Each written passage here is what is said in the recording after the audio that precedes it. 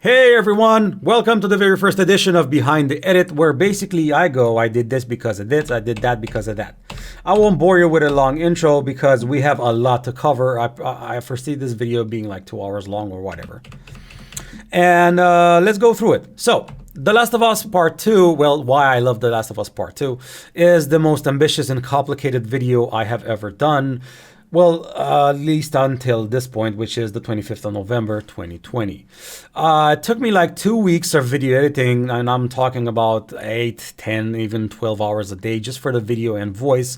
I didn't handle the music, which you see right here. That was my partner, and it took him like 1 to 2 weeks as well. So what you're seeing here is like a 3 to 4 weeks video in the making. For those of you who don't know Adobe Premiere, it's quite simple. This is from here on up, right? From here on up, this is the video tracks and this is the audio track. So let's hit it and I'll guide you through the way. This is gonna take a while because Adobe is stupid. When you work on a computer and then someone else and it comes back to you, it usually has a big delay when playing it. I don't know. I think it doesn't like switching between PCs or whatever.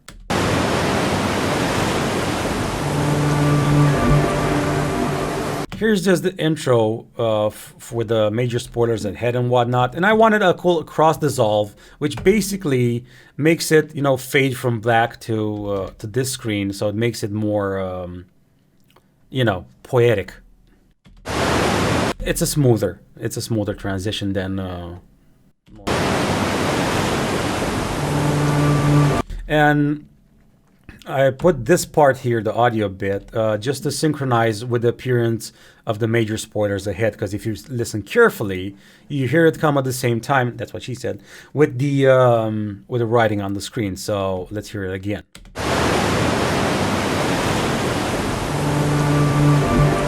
I like it when they're synced. I like it so I make my videos in such a way that I have a saying, regret no frame, as in I try to think of absolutely every small insignificant detail available in my plethora of skills. Like for example, the shadow here, I'm gonna try to, which one's the shadow? No, this is the shadow. The shadow here, I'm just gonna move it. See, it ends where the boat is because this is obviously the shadow for major spoilers ahead. But if it was a full shadow, I mean length, the head part would be on the boat somewhere, where the shadow should be somewhere, I don't know, in the boat. So I just wanted the shadow to end like organically around here somewhere.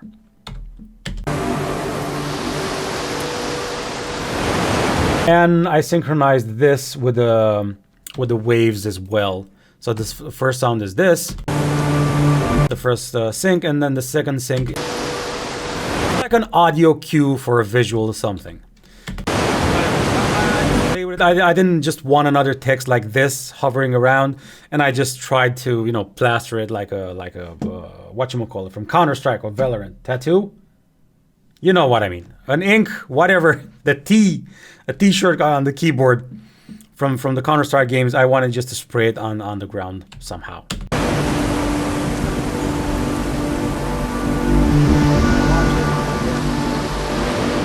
Now, if you see this line right here, this is the audio level just going down, because this sequence is over the intro, and I wanted a smooth, because if I had a smooth transition, you know, talking strictly video, if I had a smooth transition going in, I wanted a smooth transition going out. Only it didn't make sense for it to be another video transition, so I made an audio, you know. Not basically a transition, it's just, you know what I mean. If you've seen our first video on this channel, and this is the music with from Sweeney Todd I used because it's related to the next video coming up. Then you know how much. And if you heard this click, is a click I put here because that's what, you know, video editing means. Thinking about every little detail, because the mouse hovers right here, and when you click it, see, it's right here. This is the sound. I'm gonna make it bigger. This is the click sound, and then comes the next scene. See, this is the next scene, and before. So I wanted, like, if you click it, it's gonna, you know, switch. And you know how much I love The Last of Us Part 1. So when I got my hands on Part 2, of course I was exactly like...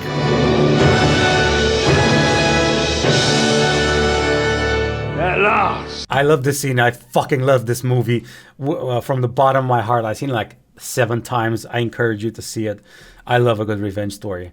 I couldn't think of any other metaphor to go with what I've said here. Let's listen to it again. Of course I was Go back further. So when I got my hands on Part 2, of course... So because it's when I got my hands on Part 2, and this is not coincidental, I wanted a scene where some character, whatever, had his hands on something, because I'm saying... So when I got my hands on... I got my hands on, so it had to fit like 100%. On Part 2, of course I was exactly... And I remembered this scene perfectly, and it just fit really, really well in my mind. And I still think it does. Like... I wasn't that... This took me a long ass time because I had to correct a lot of motion, and I tried to color correct the... whatchamacallit. Let's see if I have... Oh no, I don't, because this is the video. I made this in After Effects because it's quite hard, almost. I think it's impossible, at least for my skills, to do it in Premiere. So I had to do it in After Effects. I couldn't render this out. I mean, if I were to spend like 2-3 days, maybe I could, but it's just too much of a hassle just for a shitty little thing. I'm not at that level yet. Because you see, if you can see carefully, it still has some jitter, some shake. It's not perfect. It's not meant to be, because I'm not Hollywood grade. I'm just doing this for my passion. At last! My arm is complete. Because it felt like my arm was fucking complete again, right? Because after The Last of Us 1, now this one, it was perfect in my eyes. Okay. Not knowing... And this was longer, but I wanted to make it even longer, like this, for example. My partner found it too long, apparently, and he cut it out. I made it look like it's on the inside of the window. Do you see? At least for me, it looks like it's from inside the window, but actually it's not, because it can't be. I couldn't, you know, just make a mask here or whatever. So I just turned down the opacity of the thing, and it looks like it's through the window. It's through the window. It's really cool for me, because I was just experimenting with these things for the very first time. And I spent like 3 or 4 hours for these. How much is it? How long is it? 29 seconds here till... It's not even... Yeah, till 30. So for 10 seconds, I spent like 4 hours trying to make this just a reality, because it was complicated. Okay, let's move on. Not knowing what to expect from this game, the least of all of my theories was that Part 2 would be a story about... Causality. Action. No! Reaction. Cause. An effect.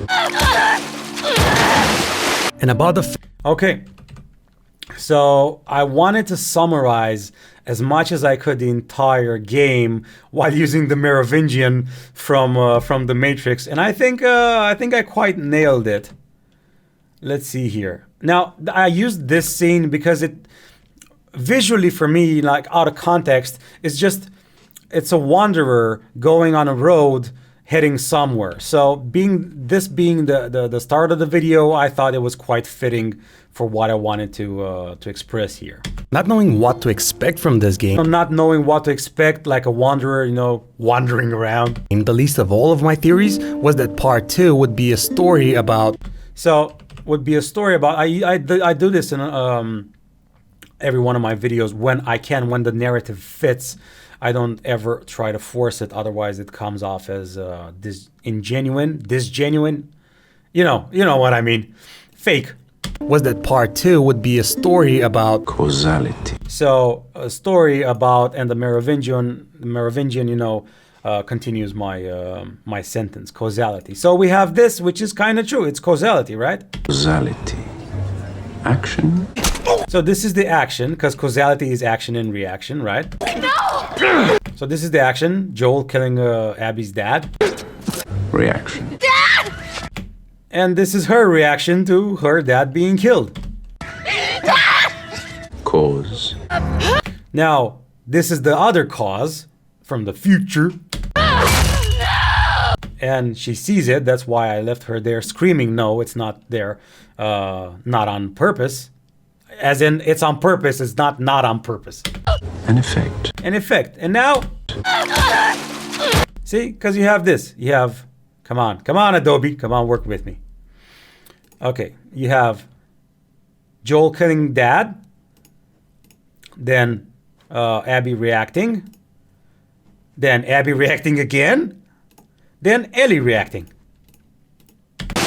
And about the fact that every story, no matter how you feel about the protagonist, is but a mere... Are not that important here, but the visual effects are, because I spent another 3 or 4 hours just for this part alone, which is...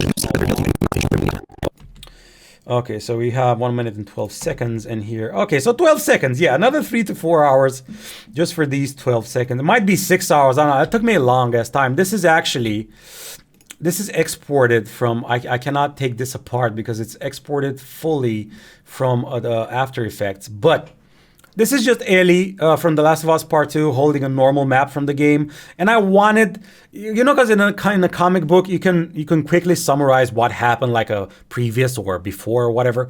So I wanted to do this graphics, and I wanted to make a comic book representing what happened while describing what happened. But I didn't have like the necessary skills, so I had to look it up and combine it with what I wanted. And if you see here, you know, these dots and stuff, these are all made in Photoshop. And about the fact that every story is made in After Effects, as I've said. But I think it turned out like quite nice, because you have the contour here, or the outline. They look comic bookish, at least in my opinion. This reminds me a little bit of a more, you know, saturated Max Payne scene. And we have the camera wiggle. no matter how you feel about the protagonist, is but a mere one-sided little bit right version you see until the complete picture is revealed to you and you feel nothing short of bewilderment in the aftermath. And now the words are important, because every scene is not just, you know, randomly selected, because I spent a lot of time on it. Let's hear the words of a mine.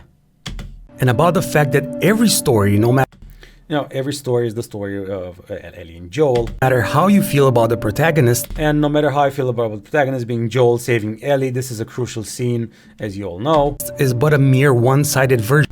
And him killing Abby's dad is the one-sided version, of course, we saw. You see until the complete picture is revealed. This one too. Picture is revealed to you and you feel nothing short of bewilderment. And I actually empathized with her a lot in this scene. So basically, I'm still proud of what I said here. I think it fits perfectly. In the aftermath. Because you feel bewilderment in the aftermath when, you know, this fucking happens, and then this scene, and it's just, Jesus fucking Christ. Now, I expected the story to be deep like in the first part, but... And just listen to the music my partner chose. It's fucking amazing. I think I could do like 30, maybe 20, maybe 30% of his expertise with music. He didn't compose it, he just picked it. But even picking music for a video, it's right here. We use Artlist. It's a free website. It's a website which you pay monthly or yearly or something, and you use royalty-free music. You have to set the mood you have to set the tone and the mood of the song in accordance to what happens on the screen, and moreover, you have to do it with the voice and the tone of the narrator, which is me in this case. So it just fits perfectly, and Jesus Christ, I still get goosebumps, because I know how important and what that meant from an editing point of view. Now, I expected the story to be deep like in the... Just listen to it. It's like heartbreaking. Now, I expected the story to be deep like in the first part, but nothing prepared me for the emotional roller coaster I felt during my playthrough of The Last of Us Part 2. You don't get to rush this. And here I wanted something visceral, because why I love is a spoiler series, as you might have known, and this scene is just perfect. It's perfect for what I had to say in it. And when Abby takes over after I say of The Last of Us Part. Well, after I say this. But nothing prepared me for the emotional roller coaster. Yeah, because nothing prepared me for this. This is most like emotional roller coaster I felt during my playthrough of The Last of Us Part 2. Here, I put this bit because I wanted... what the hell? Fucking neighbor. I left this bit here because I wanted to prove my point, because this is an essay, so I have to, exemplify what I say with evidence. This is a thing I do all the time. Of The Last of Us Part 2. You don't get to rush this. And of course, here, where the impact should have been, it's the intro. I found it fitting. I played something similar in The Last of Us Part 1.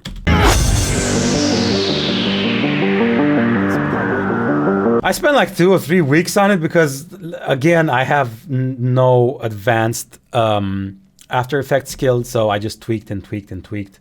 I like the how it evolved better. But this is quite cool as well. I love it. I made it. It's for me, so. Nothing overcomplicated here. I think this is a fitting, respiro,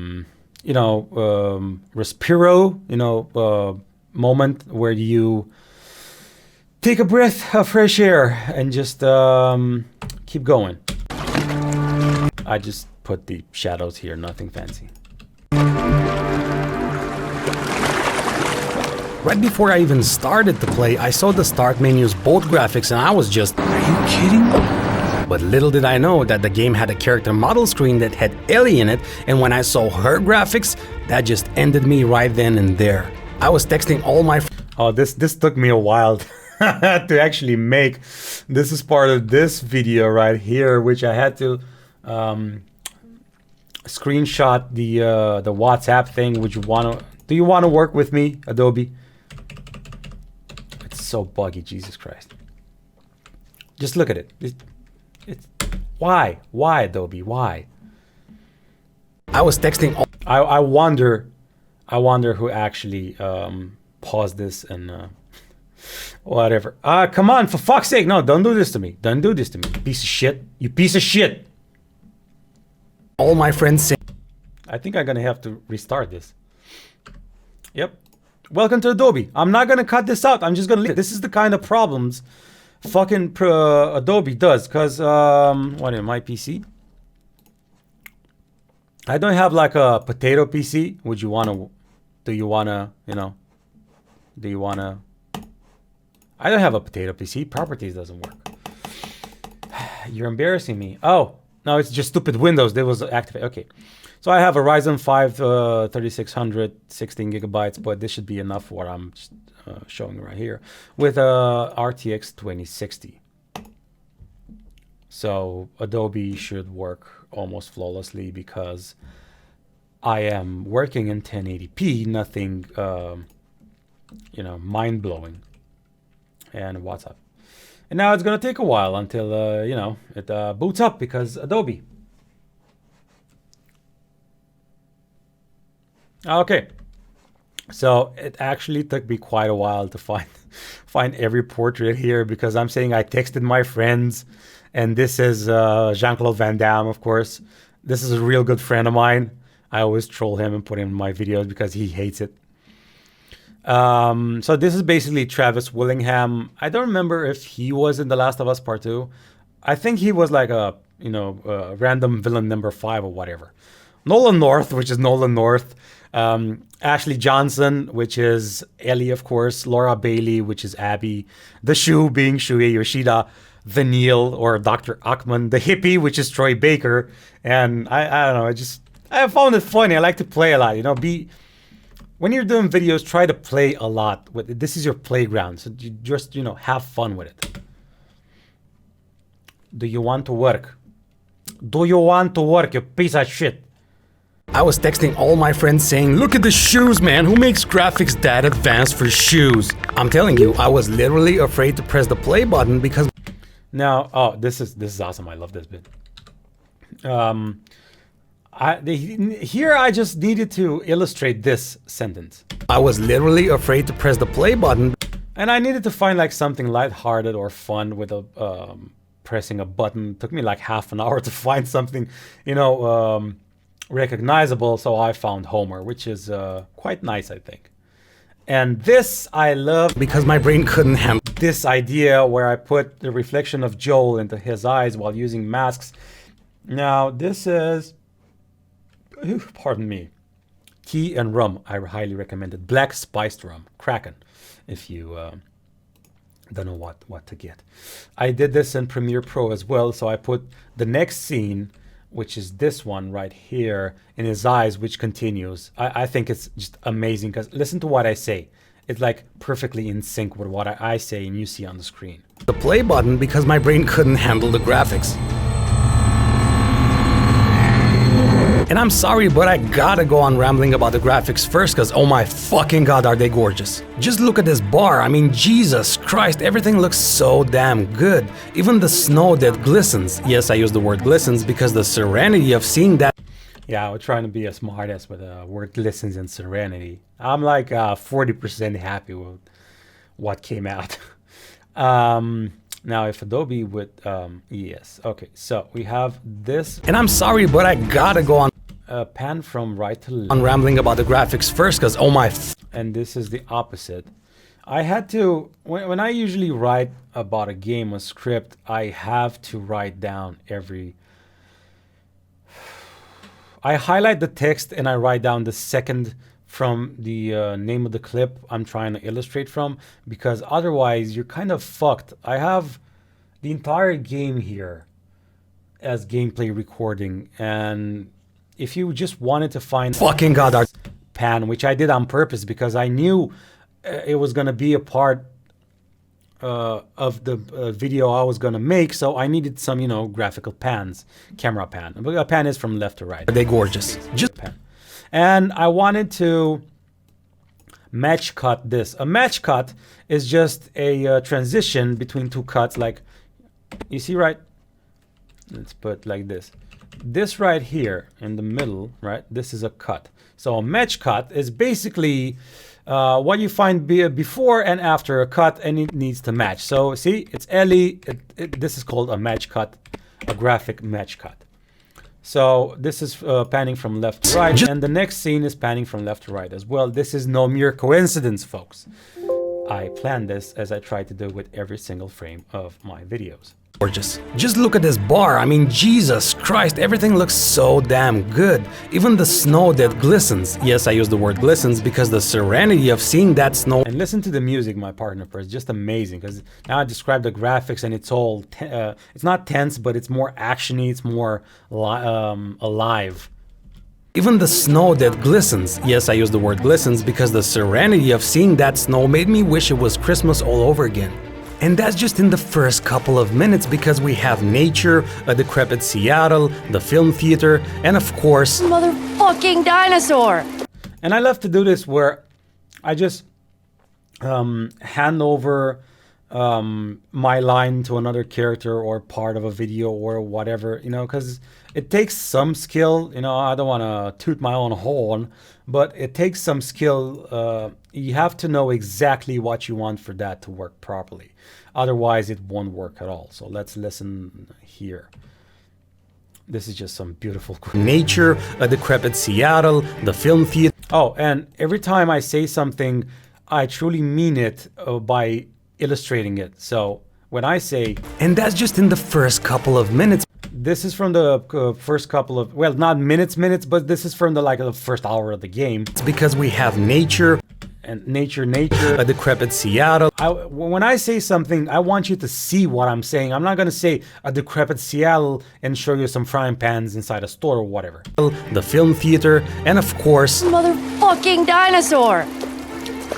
also the dinosaur museum, the spaceship module. And I always try to find the best looking part of the videos or illustrations to depict what I'm saying. I'm not just randomly picking something. I know exactly what I want while I scrub through the videos. Also, scrubbing is basically when you go like this is just scrubbing. Also the dinosaur museum, the spaceship module, whales, a seal, a burning village, this, that. Here I went from a little bit of humor. I don't know how haha out loud it is, but I don't know. It's Ellie holding a little baby, petting a whatchamacallit, and that I forgot what it's a baby sheep. I forgot. Veal? Is it? No, veal is cattle. What the fuck? I forgot what baby sheeps are. Anyway, that. So it's I say this, and it's happy and serene, and and she goes, yeah. That, and so this, that, and this is totally opposite because this guy's face is about to blow off. See? Awesome animations. Oh, this too. And yeah, this was amazing. That too. This one as well. This was a great ass scene, graphically speaking. Honestly, I think almost every scene framed.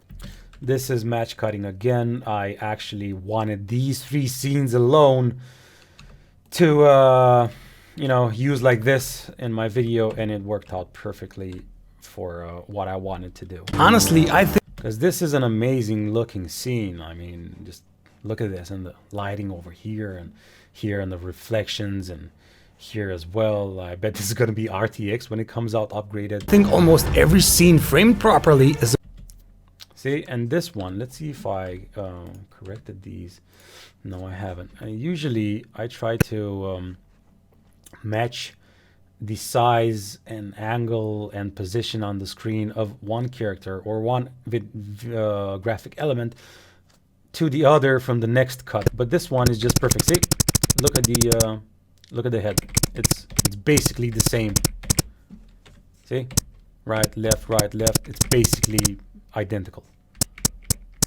Yeah, it's perfectly, and it has the same gear. See, so I love how this came out, especially this scene alone. My God, I cannot wait to play this on the PlayStation 5. If I ever get to get one, God damn it, Sony, with your fucking pre-orders and whatever. You know people want it. This is me going on a rant. You know people wanted a PlayStation 5. Why the hell didn't you make sure stock was in stock? It's a work of art. It's like in life. And I now say, every scene framed properly is a work of art. It's like in life. and I wanted to make like a little joke with art, and what else could I have used but Bob Ross? This actually took like 1 or 2 hours as well, because I was just beginning to experiment with masks and stuff. So a mask is basically, I'm going to show you what a mask is if Adobe doesn't, quit on me again. This is a mask. Basically, it's like a crop where you pick what you want. And here, for example, let's see, I can put, let's move, I'm just gonna make a little cut here, move this up. And now, as you can see from my mask, if I move it where Bob is, this is how you use masks. So basically I did the same thing here, only in After Effects, I think. Or was it here? Mask, no. I don't want to, yeah, no, it wasn't After Effects, because I used mask tracking as well.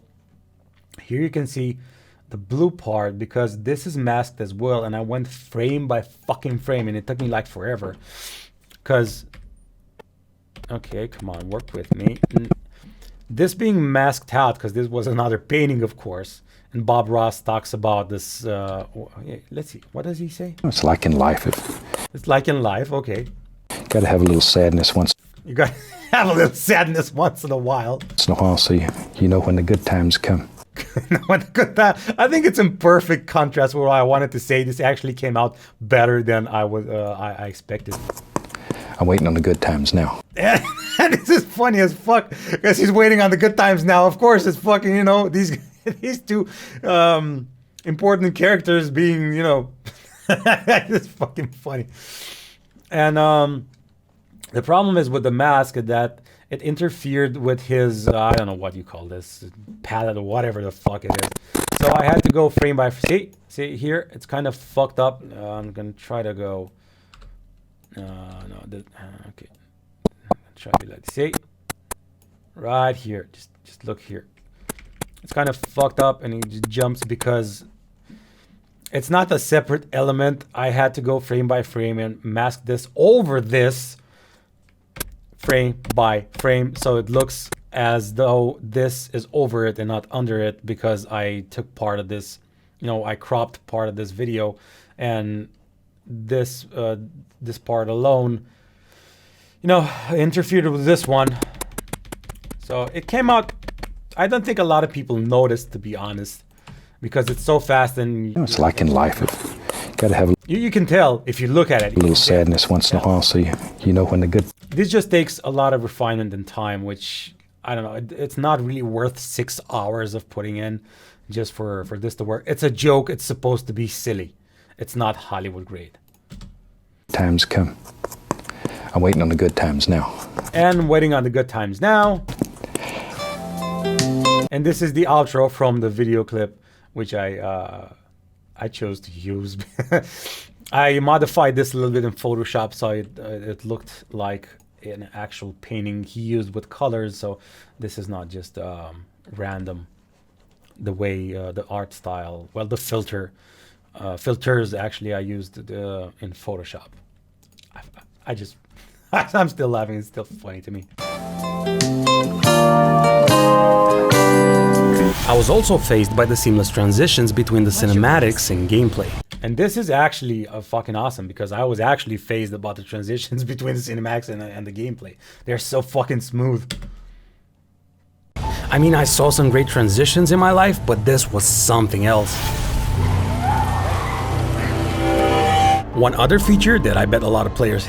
And this sound, listen to it.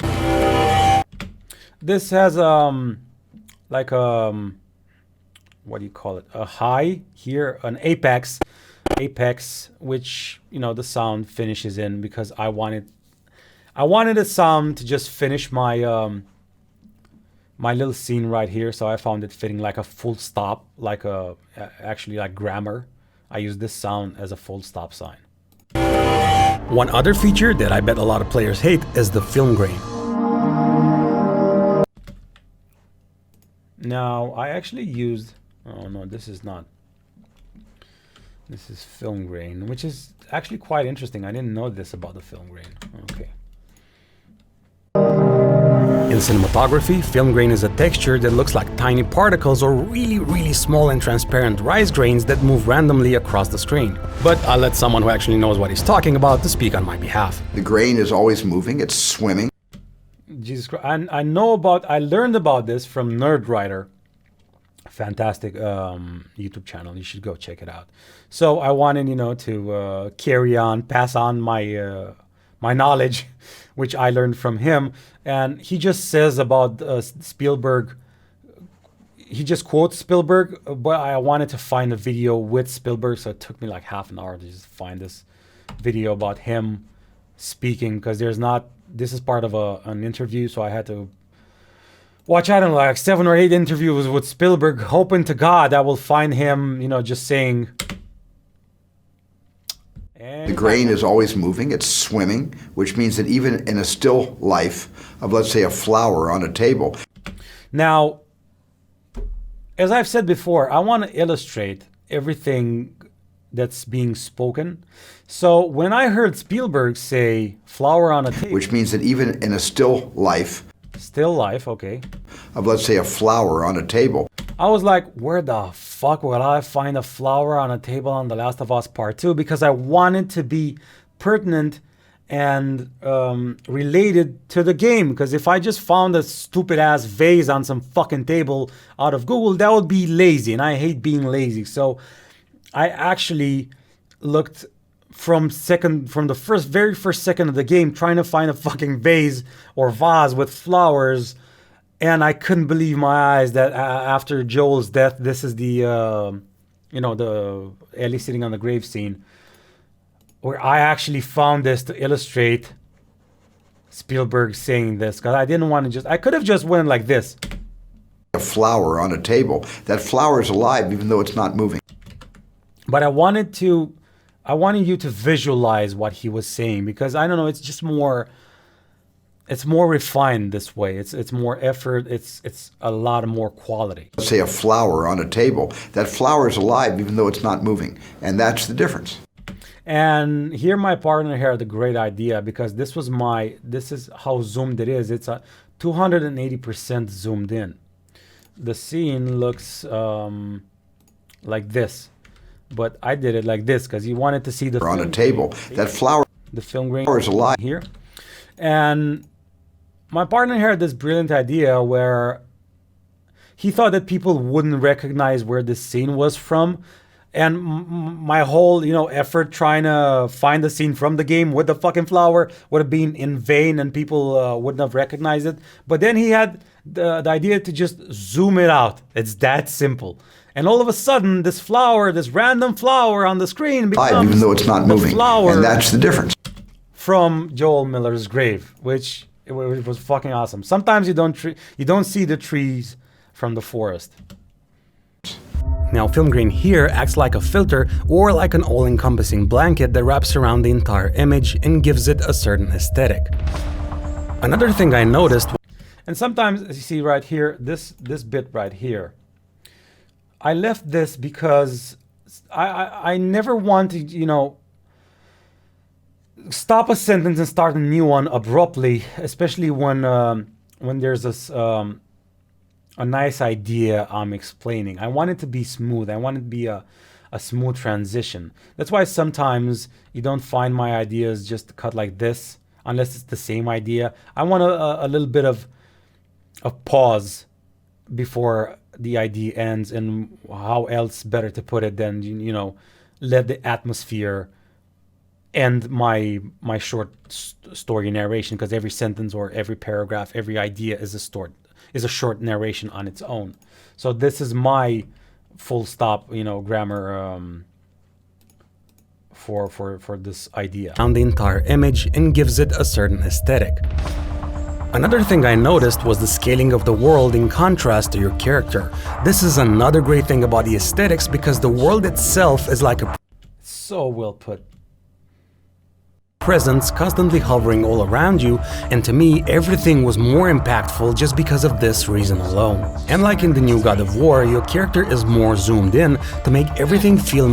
And of course, when I say it's more zoomed in, I wanted to find a scene where Ellie was zoomed more personal and real. And to me, no. And what's more personal than, a guy shoving a knife in your face? So again, this is not coincidental. I actually went through a lot of video recordings trying to find the perfect scene for what is personal and real. This is my best judgment for it. Real. Or the result of my best judgment. And to me, no other level proved this more than the one inside the skyscraper, where everything looks so apocalyptically amazing. I mean, the level design alone was brilliant from my limited point of view, but the visual appeal of it all blew me away. Yeah, this part, this was, Jesus fucking Christ. I'm stuttering just thinking about it. It's amazing. Come on, Adobe. Come on. I pressed it. Come on.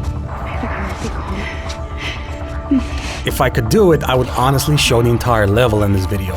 But sticking to our neck of the woods, the lens... And this is a little tongue-in-cheek thing, sticking to our neck of the woods, and it's Ellie looking upon some woods. Through which you see The Last of Us Part 2 has... And she's looking, right? So all modesty aside, it's important to match what you say in the video. So let's see what I say and pay attention to what is shown on the screen. But sticking to our neck of the woods, the lens through which you see The Last of Us Part The lens through which you see The Last of Us Part 2. And you see through your lens firsthand, and second, you see it through Ellie's lens. Well, Abby's too, but she's not important here. It's Ellie where you see through her lens looking at some goddamn woods, which goes perfectly with what I've said. Part 2 has been modified in such a way that it adds to the atmosphere and ultimately to your immersion. And here I liked how I wrote this because, again, I'm not tooting my own horn. I'm just being objective. But to me, it's just it's good writing. Not amazing, awesomely, whatever. It's, to me, I'm happy with the level I'm writing at. Ultimately to your immersion. Because I'm ending my idea. What was this? This was film grain, right? It started somewhere right here, and I proved my point. I said what I wanted to say about film grain, and my next idea is immersion. But I finished the very last word from the next idea is actually the next idea, which I find to be, you know, a playful sort of thing to use. Ultimately to your immersion.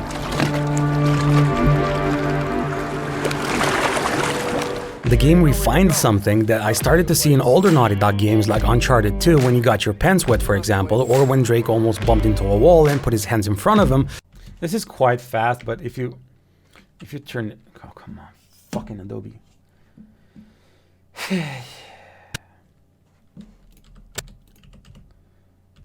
Or when Drake almost bumped into a wall. And I tried to find, oh my god, this took me like at least half an hour to find footage of Drake trying to put his hands on some walls while bumping into them like this, but I think it's just too fast for some people. And put his, see, right here. His hands in front of him. And here as well. In retrospect, maybe I should have just used the slow motion bit, just, you know, drag that out. Let's see how that would look like. Okay, let's see here. And maybe here. So let's see if this is called a rate stretch tool, where basically this is 100% speed. This is 15.45% speed. So if I use this instead, or when Drake almost bumped into a wall and put his hands in front of him, not just running into it like a complete moron. See, maybe I think they both work. Maybe the second with the slow-mo would work as well. Or when Drake almost bumped. It's one of those, they both work, just choose whatever the hell you want. And the next one I found funny. Bumped into a wall and put his hands in front of him, not just running into it like a complete moron. They just couldn't believe that somebody would do all that running for no particular reason. I just felt like running. I'm still laughing. I like my jokes. I like my jokes. Because it's running, and what is the most representative thing for running except, I don't know, Usain Bolt, you know, Forrest Gump. These were all great for their and now these were all great for the times. I was trying to illustrate this. I'm trying to illustrate almost every other every sentence I make, well, actually say, and these were all great for their times, and as I'm saying here, these were all great for their time. It's Arnold, you know, the Terminator doing, it's great, come on.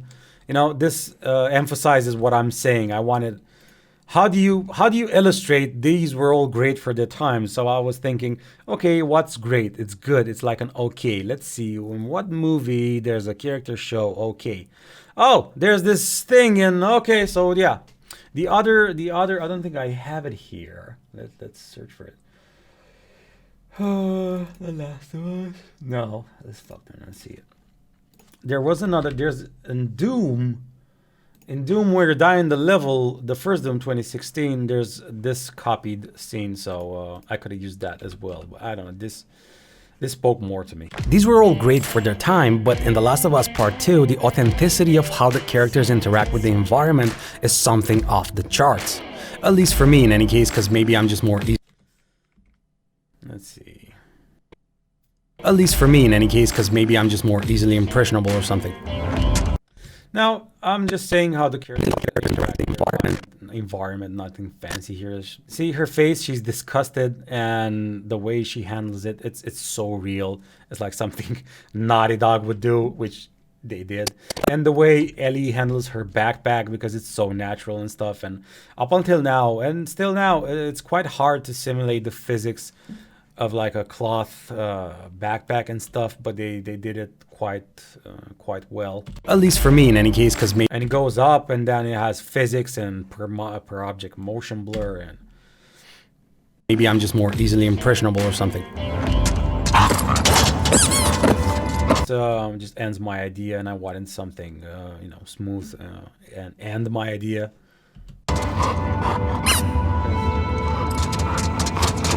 While I was drooling at the gorgeous graphics, basking in the eye candy of the sunlight, I kinda squinted my eyes for a bit because of the brightness, but when I saw Joel put his hand up because the sun was getting into his eyes, that was it for me, because my reaction was, Oh, this is beautiful! I can't believe. Now, I don't know how many of you actually recognize this movie. I forgot what the hell it was called. Eddie Murphy being a bum, and then he becomes super rich because some two old geezers played a trick on him, reversed his roles with a rich guy, whatever. But it's a great movie, actually. It's funny, and it goes well with what I was saying. Now I pressed the button for not full screen like 15 seconds ago, and let's see how this goes really well with what I was saying. but when I saw Joel put his hand up because the sun was getting into his eyes, that was it for me, because my reaction was, Oh, this is beautiful! I can't believe. Thank you. I just don't know what to do. and that's just one small thing that caught my eye, because if you played it, you also know the amazing level of detail in this game right from the beginning, like Neil Druckmann's Maker's Mark with the PS3. And usually when I like to represent, actually illustrate with static scenes, I like to pan, either it's left or right or tilt up and down, because just her standing like a moron next to an object is not like dynamic enough for me. So I like to put a little bit more effort into it. That's why this is panning, because I take shots like these every time I play a game. 3 console. And I know when I get an idea, it's like a PlayStation 3. I'm surely gonna use it in my video, so I better, you know, make it look properly. Because if you want to illustrate a video game, it's not much different than actually shooting some scenes with a normal camera. It's basically the same. You have a camera inside the game, which you control. It's limited, of course, but it's the same principle. You take footage like B-roll or whatever to illustrate your point of view, which is vital for me. As I've said, I never want to be lazy in my videos, because I would be, you know, I'd have shame for myself.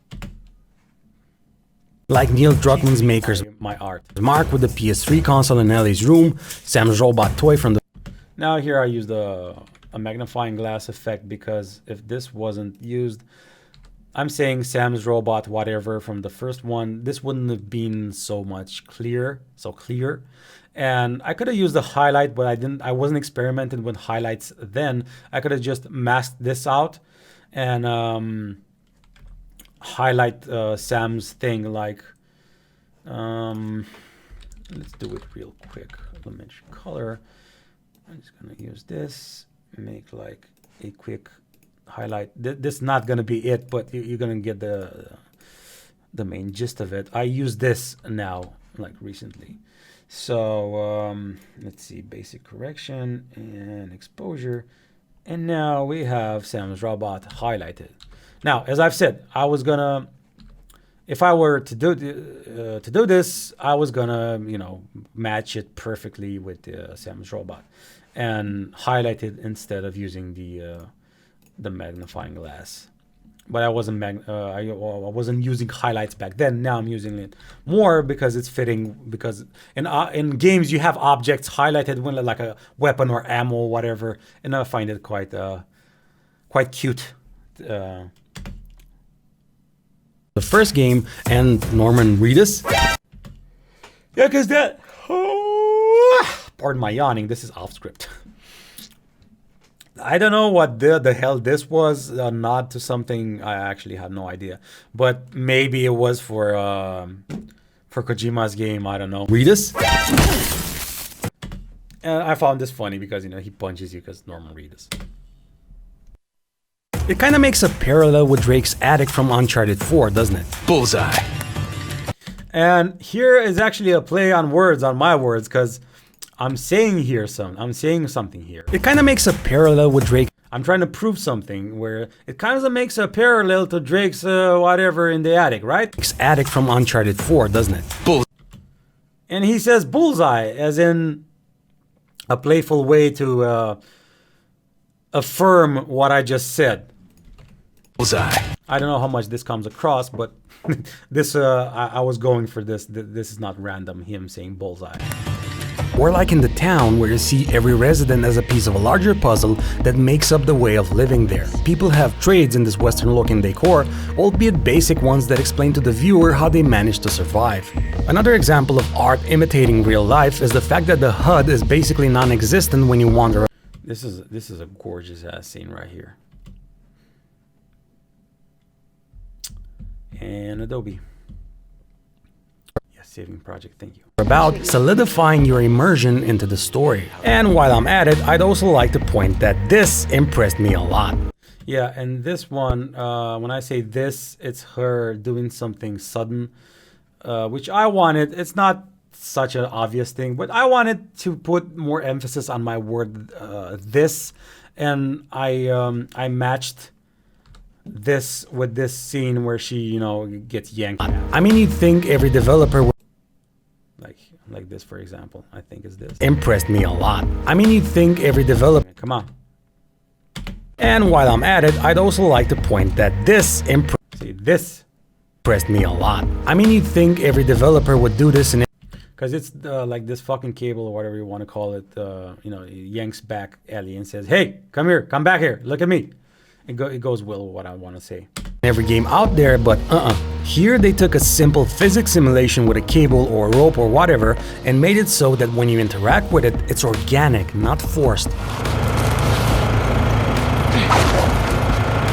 And yes, of course the sides underused and sometimes even poorly used.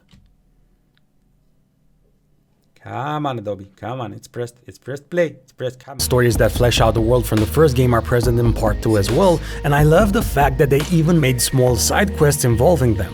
Barcos. Hey, isn't that the key you found? Now, here there's no way for everyone to. This is a side quest, so not everyone, went ahead and did it. So I found it perfectly that Dina. So I'm starting to yawn. Why the fuck am I yawning? I don't know. I don't give a fuck. This is off script. And yes, of course, the side stories that flesh out the world from the first game are present. Now, she shows a barcode or whatever. Okay, you're not supposed to remember this from my video necessarily, from this bit alone. And in part 2 as well, and I love the fact that they even made small side quests involving them. And I said I love the way that they made small side quests involving them. And maybe you don't remember, maybe you don't have time to see that this is barcodes.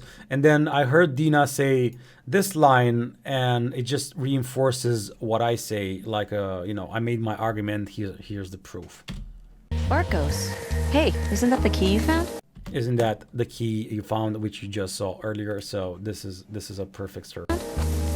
So the game can argumentative circle and pull you in even further. Just when I thought I was out, they pulled me back in.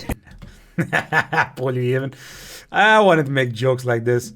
I use jokes like this or memes just to break not the tension necessarily, but the seriousness of it all. Because when I'm done with one idea, I want that chapter to end and end it on a pleasurable note rather than something bleak and dark or whatever. So the game can pull you in even further. Pull you in even further. Just when I thought I was out, they pulled me back in. And of course I wanted to use this one because I said pull you in even further, and I was like, what's a meme with pull you in? And I remembered Silvio. Look at Tony right here. Oh, what a loss, James Gandolfini. In The Last of Us Part 2, there are certain moments I wittingly call quiet moments. this was ironic, of course. I'm not considering myself waiting for certain moments being called quiet moments. For example, I saw this window and decided I should go in. Didn't know what to expect, of course, so I ended up in this music shop. Ellie started playing the guitar. Here, what I do not like is that this appears on the screen. This, I don't know how this slipped by me, because I could have just cut it from here and just extended this. Because the screen is clear, it's clean, actually. And there's nothing that I should go in. Didn't know what to expect, of course, so I ended up in the music shop. Now some fucking stupid smudge that shouldn't be there. So this was a slip up on my part. I blame my partner for this because he wasn't paying full attention to it. See, it's clean here as well. I just wanted to be a cool music here. But that's it. I fucked up. Now I'm gonna have some water. Ellie started playing the guitar and I was as enraptured by the scene as much as Dina was. Because they pause all the drama and for a brief moment you forget all the nasty shit that's going on and you're just being. I'll be gone in a day or two. The song was actually longer because if I'm gonna play this to you, this is these are 3 parts of this song which have they're not consecutive, if you know what I mean. I edited them so it looks like they are. Like for example, this should be, right? Remember, this is a cut right here, right? So we have this, and Ellie, this should be the next scene because I'm just making the scene, go normally. But if I were to let this next cut, which is the end, because I didn't want this end to my idea to be too long, because I'm gonna lose you in it, and it's gonna pull you out of the story. And for this to work, I had to find some other angle of Ellie where she appears to be singing something, but singing this part right here, but she's not. She's actually saying something else. Let's see.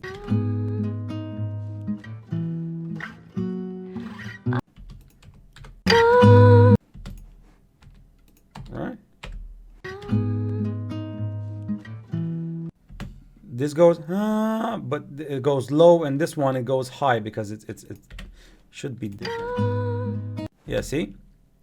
It goes, she goes high, but in this one it goes low, and it didn't fit musically.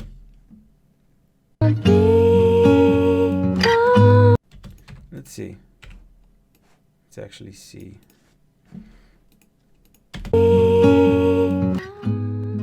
See what I mean? Let's make this louder, and because usually in songs, when you hear someone say, and then of course your ear is adjusted so the next notes your brain wants to hear are even higher. So I couldn't go higher and then lower and higher again because it just sounds shitty, and that's not how the song is. Let's listen to it again. I'll be in a day. This is not how the song works. So that's why I put this part. But I had to use footage from another scene singing the low note. In a day or two. So this cut would work right here. Because if I were to use this cut, which would be legit, because she goes, oh, even though the video is from low, whatever, this cut wouldn't have worked because you never cut on the same fucking frame. You never cut on the same scene. I had to use something different. So this I shot 2 birds with 1 stone.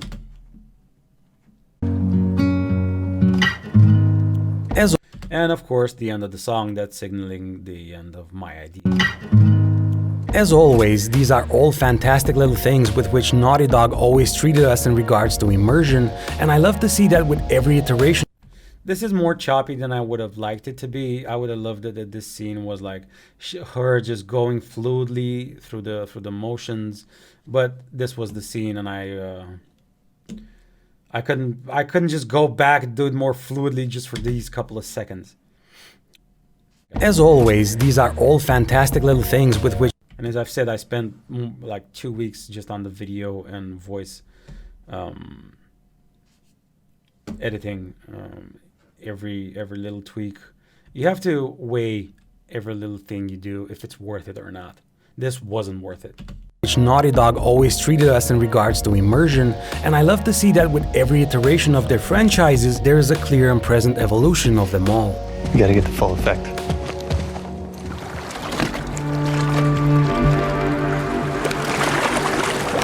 Now, because I'm a child, and here I used a J-cut. It's called a J-cut. It's actually self-explanatory. It relays.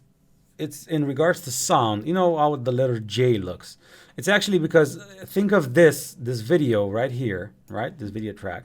Think of it as the in the straight line from the J, and the sound right here should be the small whatchamacallit, right? Like this part, like this and like this. And a J-cut is used to fuse the sound from the next scene in the scene in the previous scene.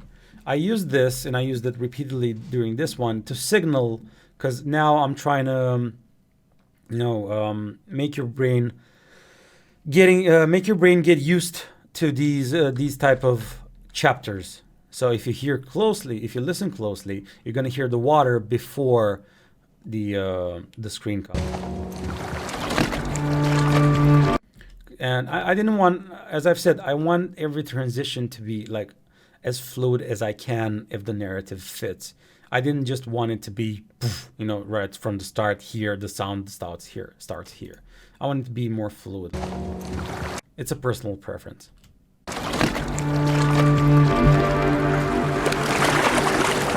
Now, because I'm a child of the 90s, God bless him, I used to love 80s action. Now, of course, being a child of the 90s, I had to fucking find some child from the 90s, actually.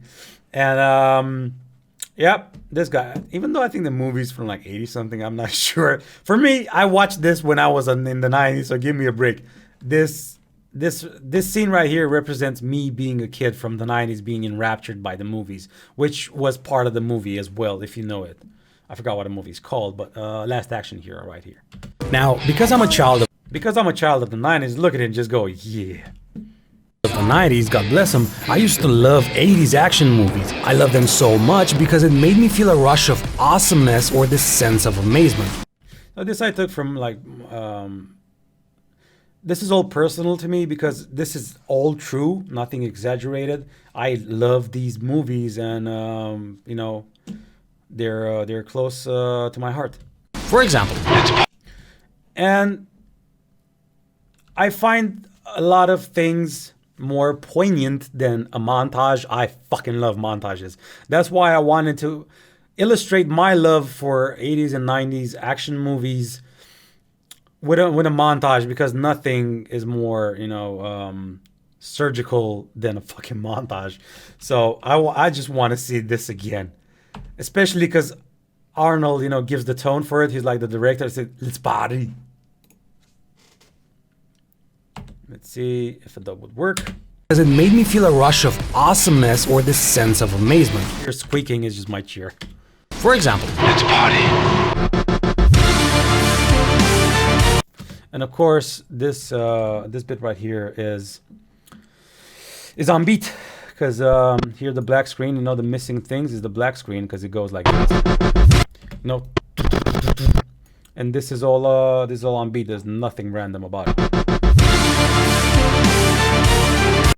And this is him, revving up his gun, because the song here, the part of this song right here, which is not a continuous song. See, it's cut, and then in the end, because I've shortened it, obviously. And this has a story as well. For example, he's revving up the things, And the music is just, you know, building up to the building up the tension, and then when it all starts, it's him just, you know, wreaking havoc upon thine enemies, for example.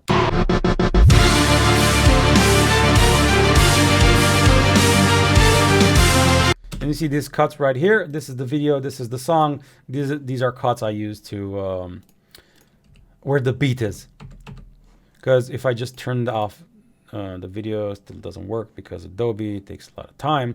Try to listen to the music, don't look at the video. It's a beat here. I'll guide you through it.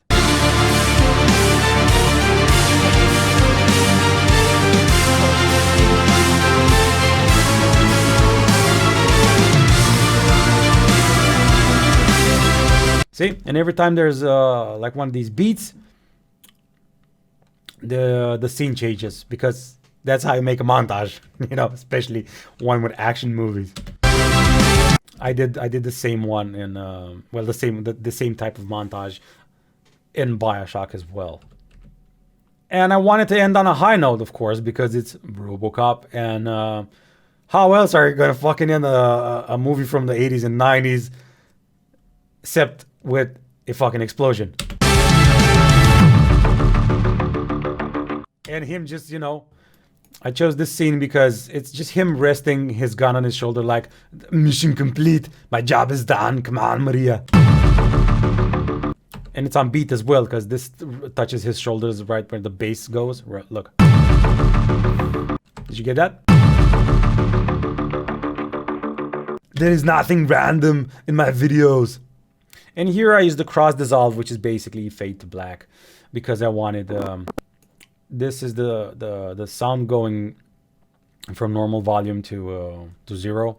So of course I wanted to end the video as well. It's, you have to, these two have to be married. If your sound, at least in my opinion, where the narrative fits, because if this goes from you know, from up to nothing, the video should, you know, follow it gracefully as well. Like, moreover, I should have put like this, so the effect starts from this, where the sound starts to go down. But this is cool as well. Nowadays, I don't have that rush at all, because... And when I say nowadays I don't have the rush at all, it's just an illustration of someone being sad, being a kid. I'm still a kid or whatever, even though I'm 30, god damn it. Nowadays, I don't have that rush at all, because movies don't make me scream with joy anymore. They're lamer or something, I don't know. Jacob is.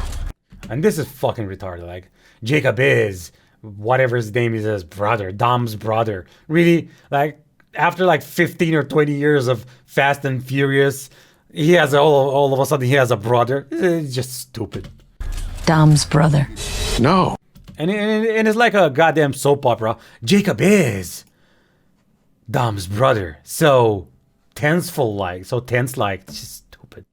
Dom's brother. No. No, that's not impressive. No, that's not impressive. No, that's not exactly Luda. Of course I made this fit. I found it poetically just that Luda from the movie says the same thing I'm thinking. No. No, that's not impressive. But here, when I was being chased as Abby by the infected, I felt the exact same rush I used to feel when I was a kid, and I was actually yelling at the monitor with excitement because of what I was seeing.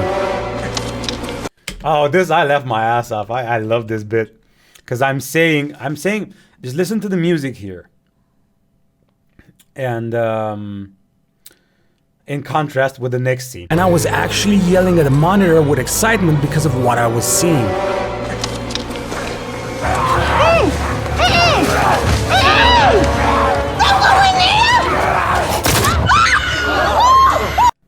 And this was awesome because I remember that, and I wanted, since I saw this scene, I wanted to do exactly this meme.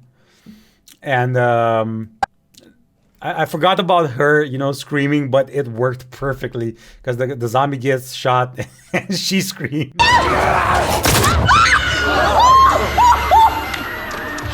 have mercy! Damn, this is some scary shit! This is some scary shit. Come on. Oh, I am scared! Oh! This action sequence and the ones that follow are so ingeniously woven that I couldn't help myself but be in a blissful state of moronicness, if that's even a word. And hallelujah, praise Jesus, that these set pieces continue throughout the game, like for example in this scene that borrowed a bit from Uncharted 4, but hey, who cares, the games are made by the same guy. The list goes on, and if I were to talk about them, it'll just ruin everything, so I made this little montage to celebrate them. And montage. Come on, let's do it. I love my montages. And come on. Come on, who's a good boy? Who's a good boy? Savage Starlight. Oh yeah. Here there's this song that if you listen to one of the Avengers, I think Endgame or Infinity War or whatever, there's a soundtrack in one of those trailers that sounds exactly like this one. So I parodied it a lot, a bit, or parodized it. What's the fucking word? It's a parody. Savage Starlight. Because this is, you know, the specific sound. Boom. Savage Starlight. Comic books that you're into. And usually there's like, you know, Iron Man dying or whatever, saying something ironic, but really, really grave or, you know, somber. This is, you know, comic Starlight, the comic books, Savage Starlight, the comic books you're into. It's just stupid. It has nothing to do with the seriousness of the song, and I just let it there for contrast, for kicks, because it's funny. Savage Starlight, comic books. Because he should have said something, you know, really, really important. But it's not. It's just some shitty ass information. That you're into.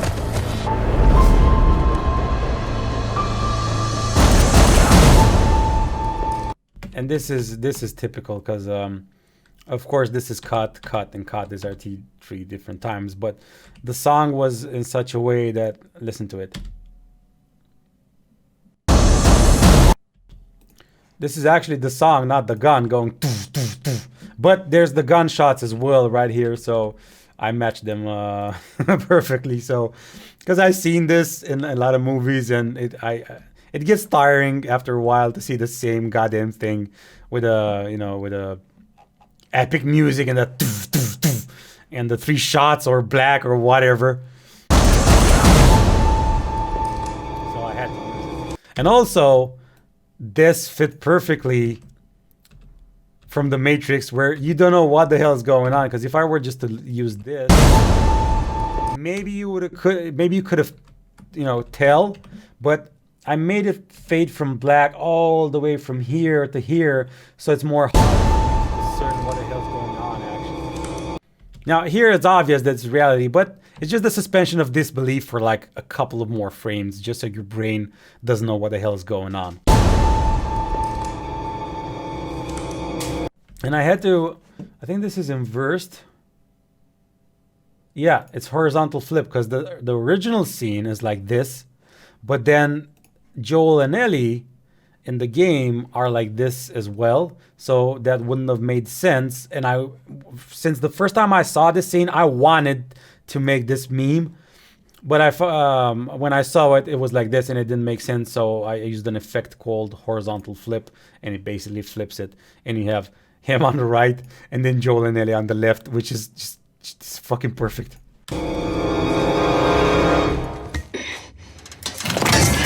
And she made the sound, and it's just perfect with that scene. They're in the walls. They're in the walls. I mean, come on, this was fucking great.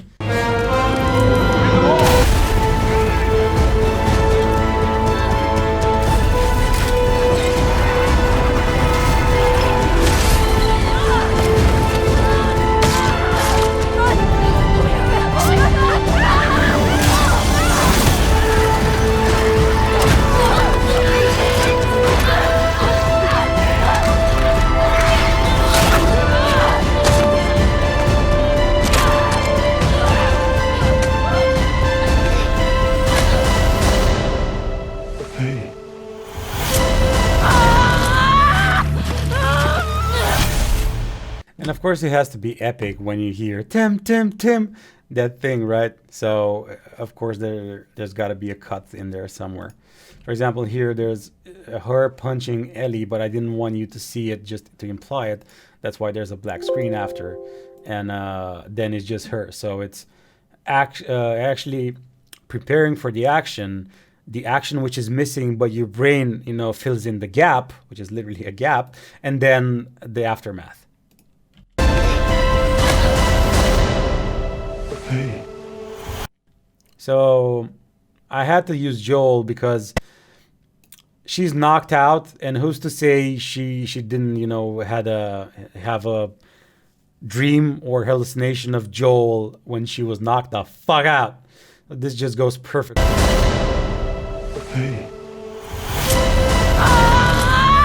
Here I use the same technique as in preparation for the moment itself, but I wanted to zoom in because you have the object, the victim, and then the action itself. That's why it didn't. If I were to use a black screen here, it would have been a mistake for minor.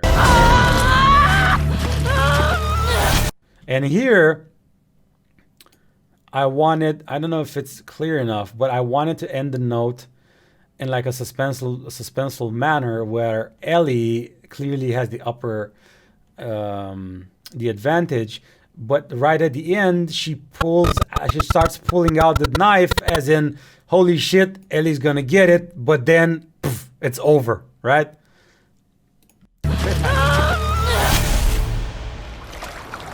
And now the J cut as well, where we hear the sound first, and then you hear the scars.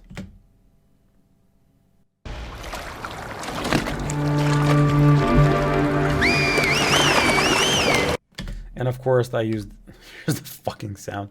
I used the sound so it'd be instantly recognizable because I fucking hated that sound so much. Like in the first game, you have two and basic split screen, whatever. This I had actually some trouble using the logo for the Seraphites because let me show you. Is this one? No. Is this one? Wait, it was this one. Yeah. This is actually a video with a mask, which I showed you earlier, because if this wasn't it, look at it. It's an entire scene. I couldn't find this fucking symbol on the internet at the time of making my my video, so I had to find it inside the game and use it. So I actually, from that scene, I made this little logo. I found this one. See, this is the pink one are JPEGs. I found this one on the interwebs, but I couldn't find this one, so I improvised. And this line here, it's a line. It's actually a line. It's not black space. enemy factions that are at odds with one another, and of course you get stuck in the middle of it all. You get stuck in the middle of it all. It's like literally because she's stuck, and it's the same visual grammar. You know, orange and Seraphites, wolves and blue, whatever, you know, their color. All. The most interesting one from Just look at this foliage, god damn it. my point of view are the scars. Seraphites. Oh. And I wanted, this is actually the initial idea for, I forgot his name in the game, the little monk boy. Scars. Seraphites. Oh, What? oh. Pardon my yawning, but my initial idea was that it was like this. Are the scars. Seraph. Oh, the seraph. Right? The Right here.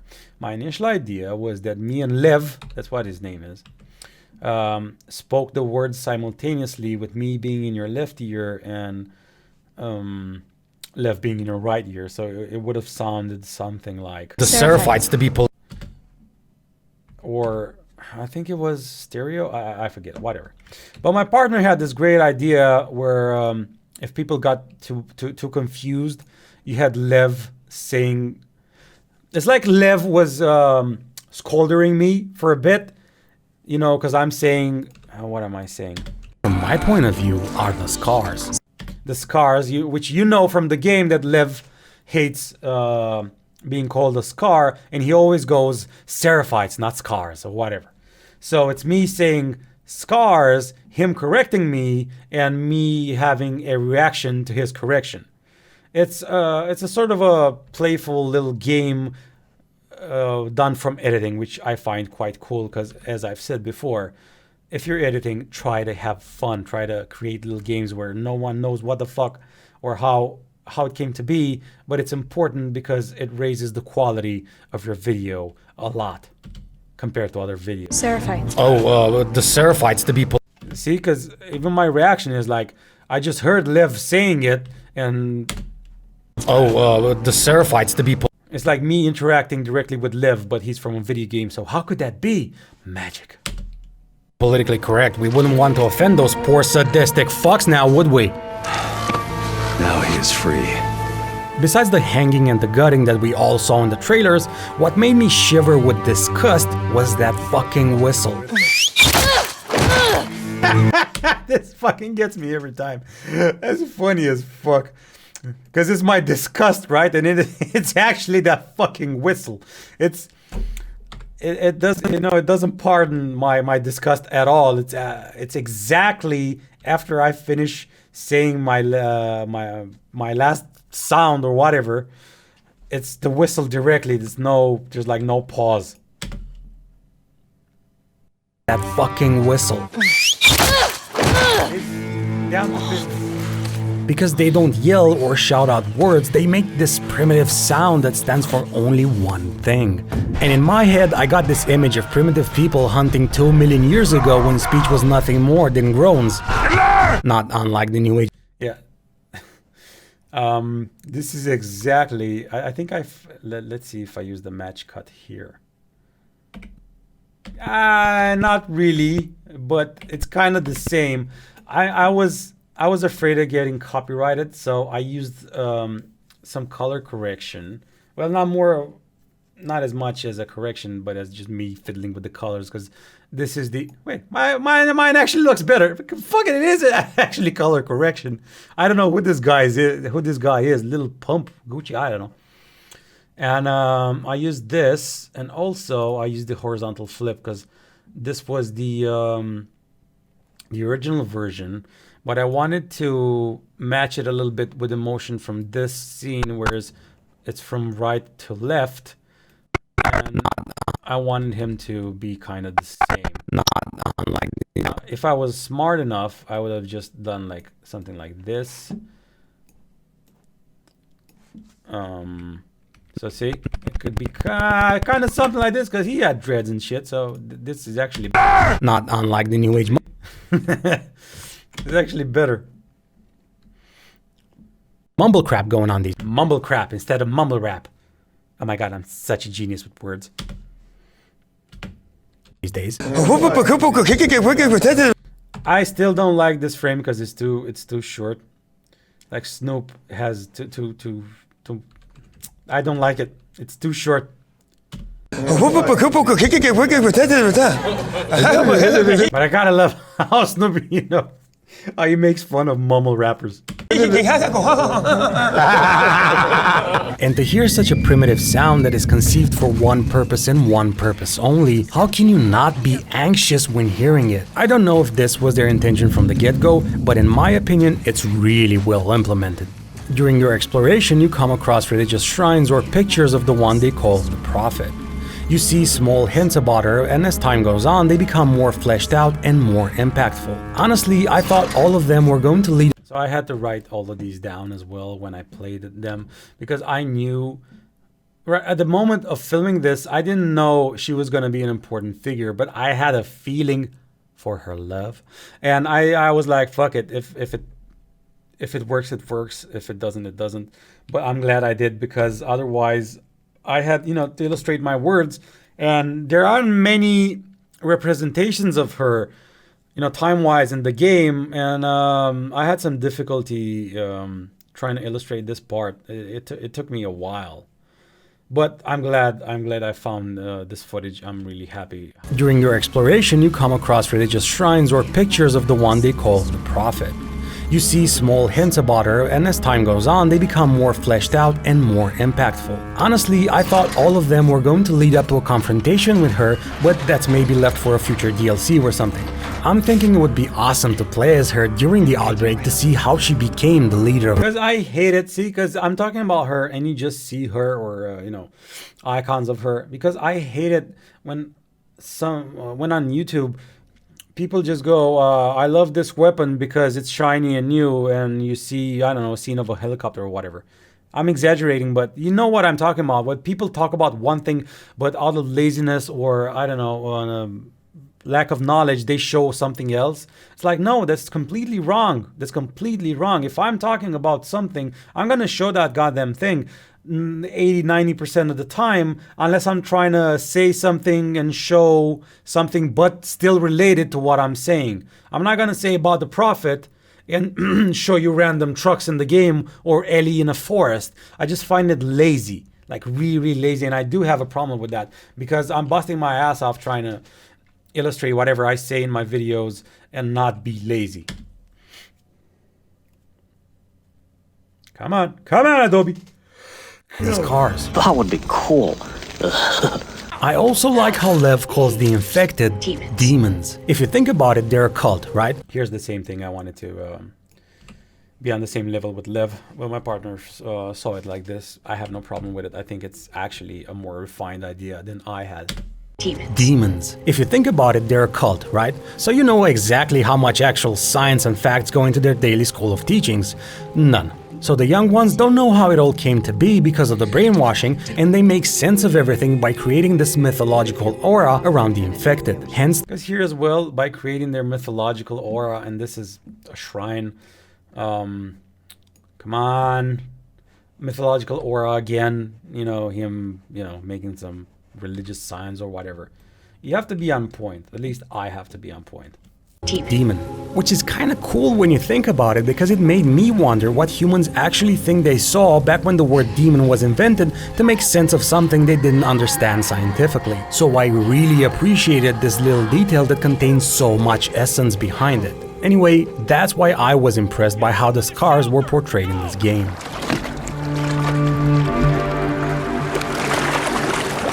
And just a quick side note, I wanted to use the shadow here because I like it better than this. See, this to me just looks empty and a bit just artificial, but now it looks like it belongs here. It's something else. It's anchored in this pun not intended, but still it's anchored in this scene because this is on water and the water is wavy and it's playful. I find it quite like it's a very small detail, but I find it gives a bit more life to this small scene right here.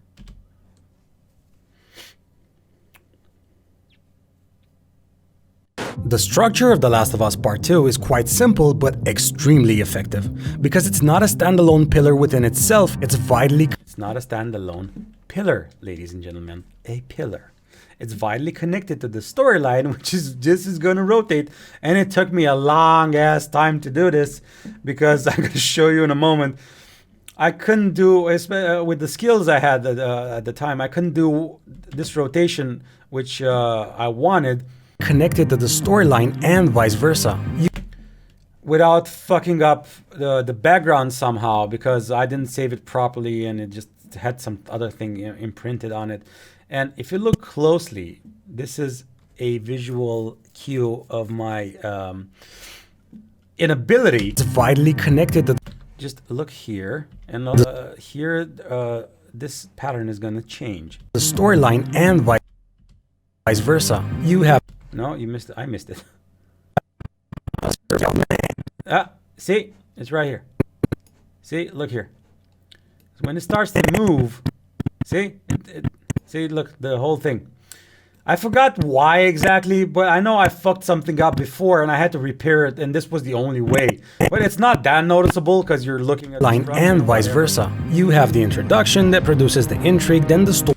And here, see, this is, as I've said, the thing with the map where Ellie's holding it in the game. Because I could have just used a random comic book sitting on some goddamn desk somewhere from a scene, which would have been just fine. But it would have been lazy. So I'd rather put 3, 4, 5, 6 hours. I forgot how long this took me. For like 10, 20 seconds of video, but be fucking proud to the end of my life that I did it. I put in the effort, then take some pages from some Google or some Adobe stock or whatever, when I could have used, this is the important part, when I could have used in-game footage which makes the scene more immersive, because it's Ellie holding a comic book about a thing I'm telling about. So it's sort of a, she's in, I introduced her in my story, but I'm telling you about their story. So it's like a fucked up little circle, but it makes like sense philosophically, so to speak. Story actually starts when we play as Ellie in Seattle and we set off a chain. This is a match cut as well. This didn't end properly here, so I had to redo and re-export this like 5 times or whatever, just to match fit with this one. And even now it's not perfect, but it's not that, see? Because if you think about it, see, her square or whatever just becomes larger and larger and larger and larger and larger and larger and now it's full screen. So it makes sense, like from a narrative grammar point of view, because it zooms in and the last zoom in is her full screen. And we set off a chain of events, all the while the timeline juggles back and forth between the past and present. Mirroring that, we play as Abby, where we get to see the results of Ellie's actions through a lens of consequences. All the while, Abby gets the same flashbacks treatment as Ellie. If it was me. Okay, this is not important. Adobe doesn't seem to care. Then it all comes full circle when the conclusion of all the events is unfolded and the end credits start rolling on the screen. This is just the structure, which I think is amazing, but at the same time, it's also just the outline. Now the meat on the bones lies within the story. But before we get there, I want to talk about the flashbacks. I used this scene here. Well, actually, let's cover all of this. I used this scenes here because I'm saying it comes full circle, and this is where the game ends, and this comes full circle. So it represents. Now after, and I say after the end credits roll. The end credits start rolling. Start rolling on the screen. Okay, so end credits start rolling. This is obviously not black, going to black on its own, so I had to put across dissolve just to force it a little bit. Too much. Too strong of a word to force it, but I made it fit into my narrative by making it go fade to black after I'm saying after the end credits roll, which I'm showing off the end credits. And now I'm saying something about the story. Now the meat on the bones lies within the story. And the story starts with Joel telling about what amazing graphics. And the stories in this game, you know, start off with Joel telling Tommy about what happened. So that's why I'm saying the meat of the bones starts. What was I saying? Bones lies within the story. Lies within the story, which is appropriately illustrated, which appropriately shows what I was saying here. But before we get there, I want to talk about the flashbacks first. Starting with Ellie, I truly love the back and forth between the past and the present. The purpose behind the switch is obviously to see more of Joel, otherwise you would have been left with a bad taste in your mouth. This way. The worst. Another purpose behind the contrasting timelines is, let's call it a mood palette cleanser. Because in the present, everything is gray, the air feels oppressive, it's all bleak, kill or get killed. Whereas in the past, the colors are warm and fuzzy, the sunlight is so pretty, oh my god. It's like, rapture has cometh and thou shalt. I'm not sure what I'm saying here comes across completely clear. I think I should have used some subtitles or something, or like a Bible page or... I'll be bathed in the holiness of the game's graphics. A great example during the blast from the past was the scene from 3 years prior when Joel surprised Ellie with a trip to the museum. That entire moment, but especially the one in the space module when she was listening to the launch tape and the light was acting like a see-through veil between us and her imagination, was one of the greatest moments I have ever seen in any entertainment format. This is one of the greatest moments I've ever seen in a movie or video game.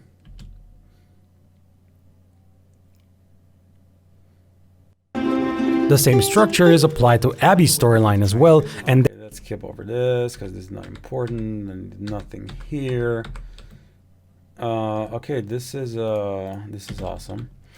right at the end when the reason of why Ellie was so hell-bent on getting her revenge is revealed. I love that it's not being thrown in your face, but it's subtle and in line with the rest of the masterful nuances painted in the story. The deeper reason behind her obsession relies within the... Now, if you can hear this, if you can like, this is, wait, see right here? Audio 1_8, audio 1_11. This was shot at a later date because I wanted to reshoot this part. I don't know for what reason, but I don't know if it comes across as different the first time you hear it, but now that I'm going to point it out, just listen to it. My tone, you know, my flow is different here, and my voice sounds a little bit different here than here. Here's more my perky, and up here, and this is more like, just listen to it. I love that it's not being thrown in your face, but it's subtle and in line with the rest of the masterful nuances painted in the story. The deeper reason behind her obsession. My voice is more clear because this was part of me. It took me 2 hours, basically 2 hours, to shoot the actually to voice over this video. And when I got to this point, my voice was a little bit hoarse, as you can hear, but here I was more rested, so that's why it sounds different. Let me play it again. I love that it's not being thrown in your face, but it's subtle and in line with the rest of the masterful nuances painted in the story. The deeper reason behind her obsession relies within these two scenes. I was supposed to die in that hospital. My life would have fucking mattered. But you took that from me. And the second one. I don't think I can ever forgive you for that. Oh, this fucking scene just, oh my god, I'm getting shivers all over again. Not shivers, goosebumps. I fucking cried. I like you know, chin trembling. This was such an emotional scene because I can relate to this scene so well in my personal life. I'm tingly all over again. It actually, I burst into tears when I saw this line, this scene. And the next 3-4 times I saw it as well, it had the same effect, you know, in a smaller percentage, but it didn't wear off then, like it is now worn off. I don't think I can ever forgive you for that.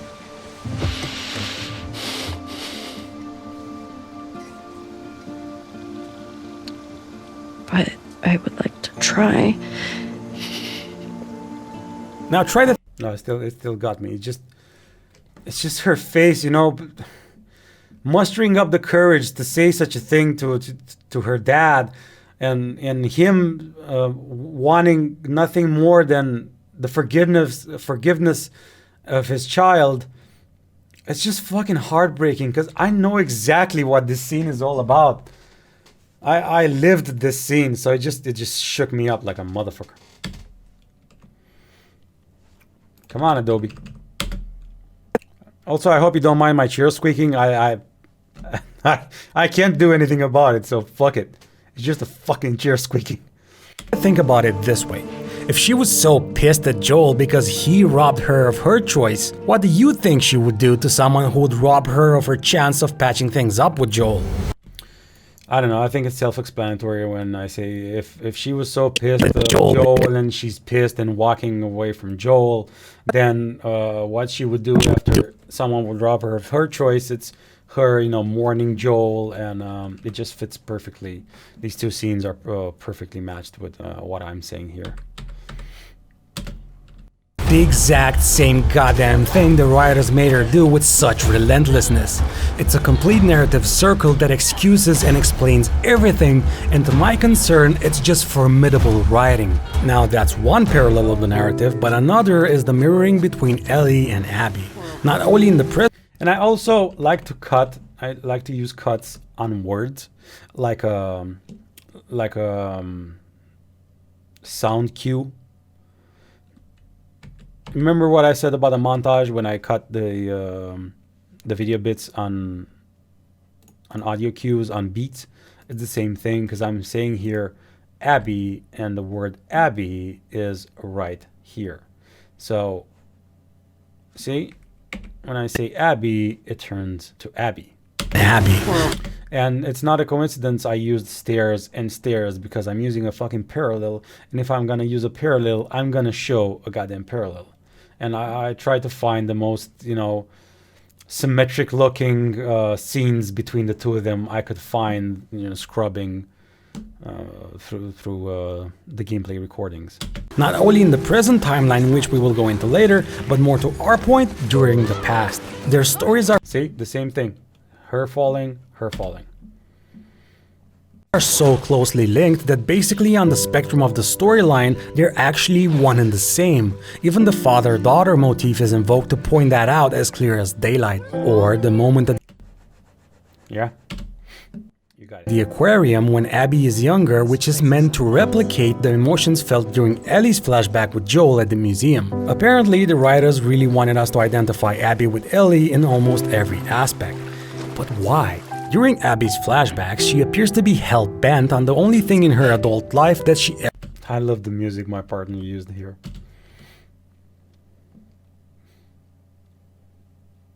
ever sought, revenge on Joel. Owen creates this wonderful, magical moment between the two of them, and when the scene reaches its apex, she backs down, bringing up Joel. What I'm trying to say is that she became so lost in her revenge story that she was blinded to everything else in her life. She can't even have one moment of peace or relaxation from her sole purpose.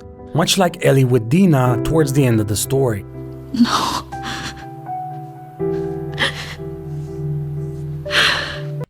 I let this roll, this part here, I let it run because I wanted to emphasize what I was saying, and the game helps me prove my point, as I did point out during this video.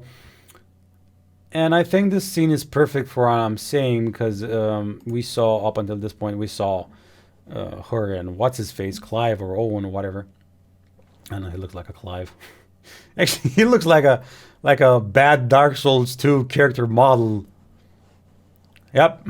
I just put his head on a Dark Souls 2 character creation screen or whatever.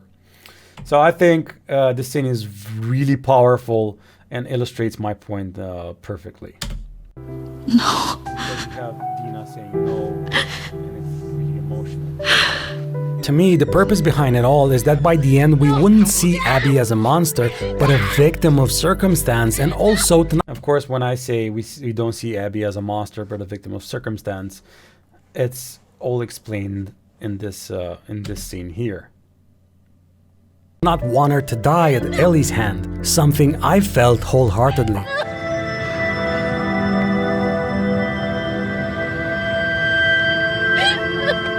Here I let this run the same. I let it, you know, fade to black, because I wanted to point out her suffering, because I'm trying to make Abby, well, I'm trying to put Abby in the light she was meant to be put in by Neil Druckmann and Haley Gross, or the developers for short. And I just wanted my viewers to see the pain she's going through and letting the moment just sink in for a sec. Because this is what this scene is about. I didn't create this moment. I'm not I'm not saying I did. I just wanted to point this moment out for everyone to emphasize my point of view in this paragraph or this idea. And I find this scene very sad.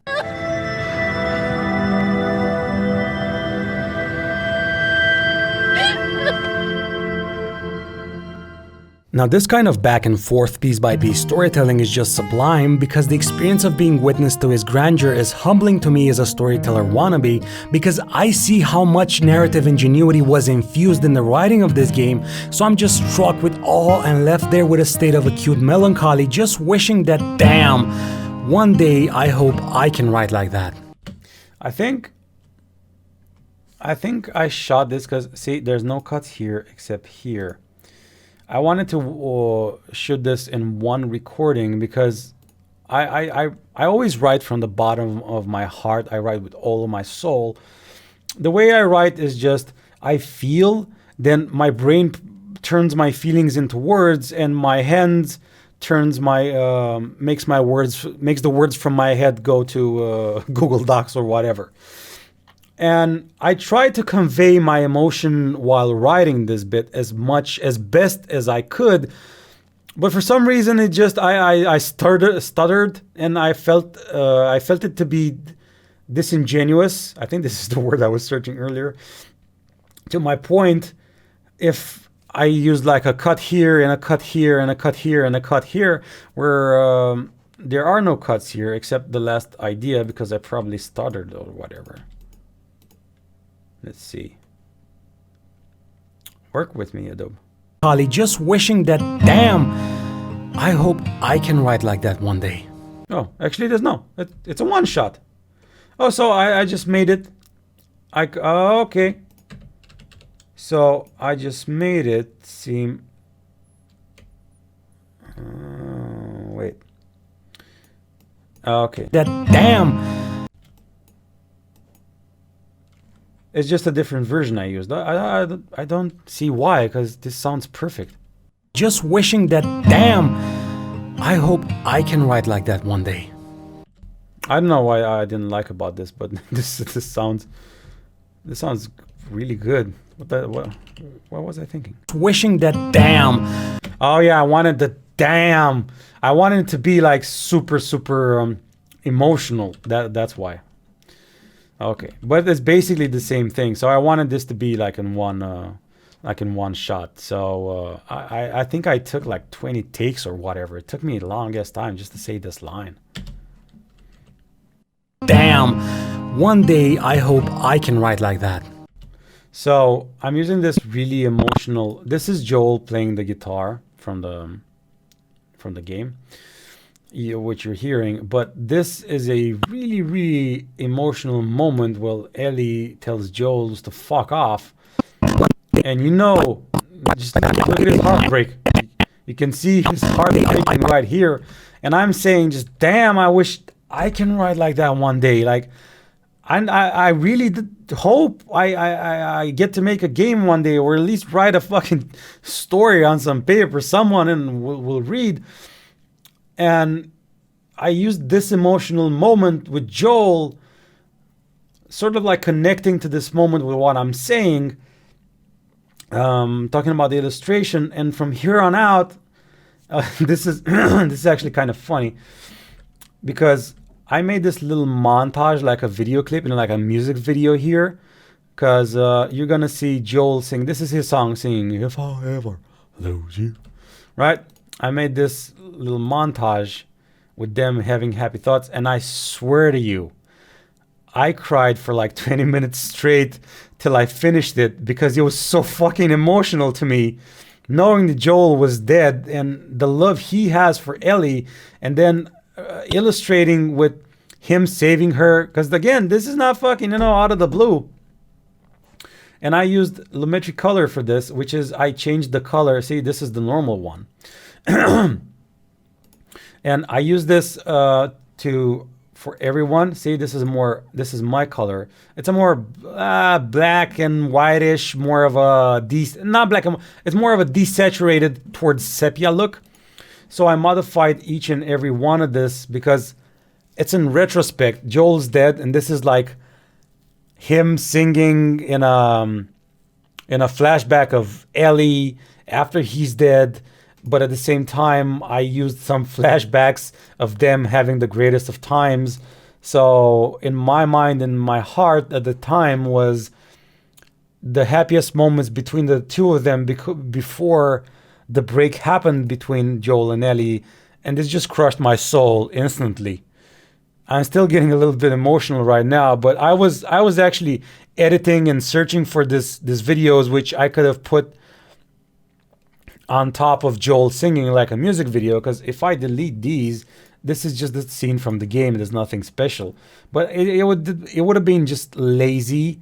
And I got this to my mind, I got this great idea just to illustrate happy moments between the two of them when everything was great and nice, and him saving her, which is, you know, the greatest thing a parent, goddamn, I'm getting emotional, a parent can do for his child, you know, saving her life. And then before that, it's this moment where she says, fuck you, Joel, his heartbreaking, him singing, you know, with love for her, and it just broke my heart.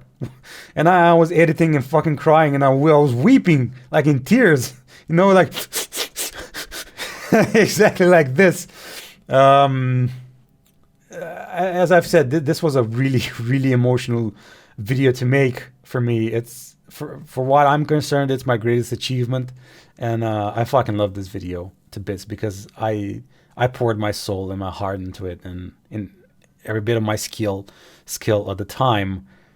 And I think I'm talking too much. Let's just see it. If I ever were to lose you, I'd surely lose myself. Everything I have found here, I'm not found by myself. Try and sometimes you'll succeed to make this man of me. All my stolen missing parts, I've no need for any more. 'Cause I believe, and I believe 'cause I can see our future days, days of you and me.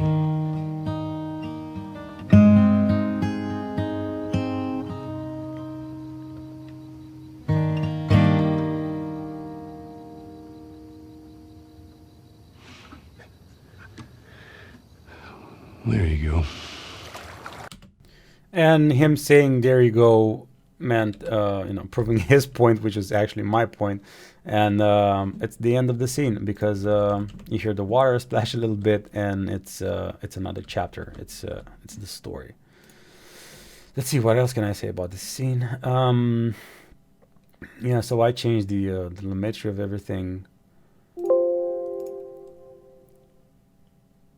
And happy moments, happy moments, happy moments, happy moments.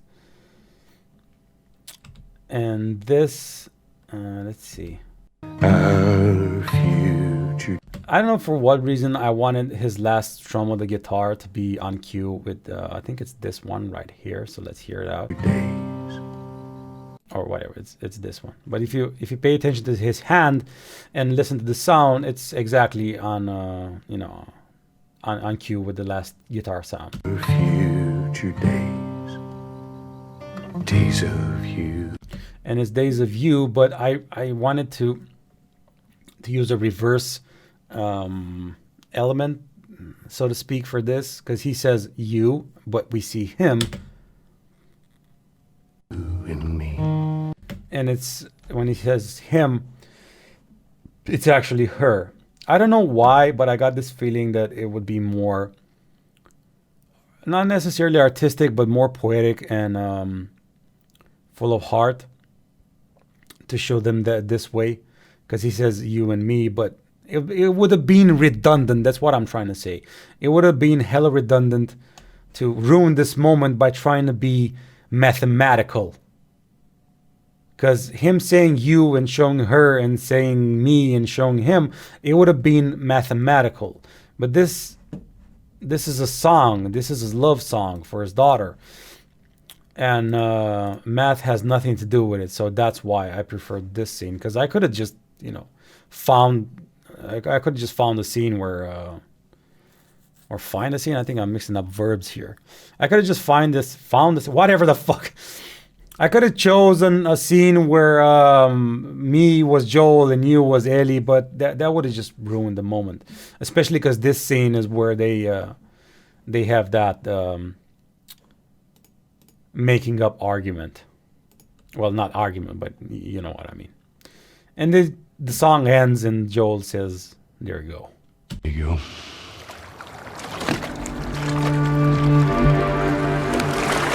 Come on, we're not so far in. I don't know. 20 minutes, we have like 30 minutes, 10 minutes left, which can be another hour, so bear with me. Ooh, Lord, bear with me now. Damn, there's a song. As far as the story goes, I truly love how everything was woven together.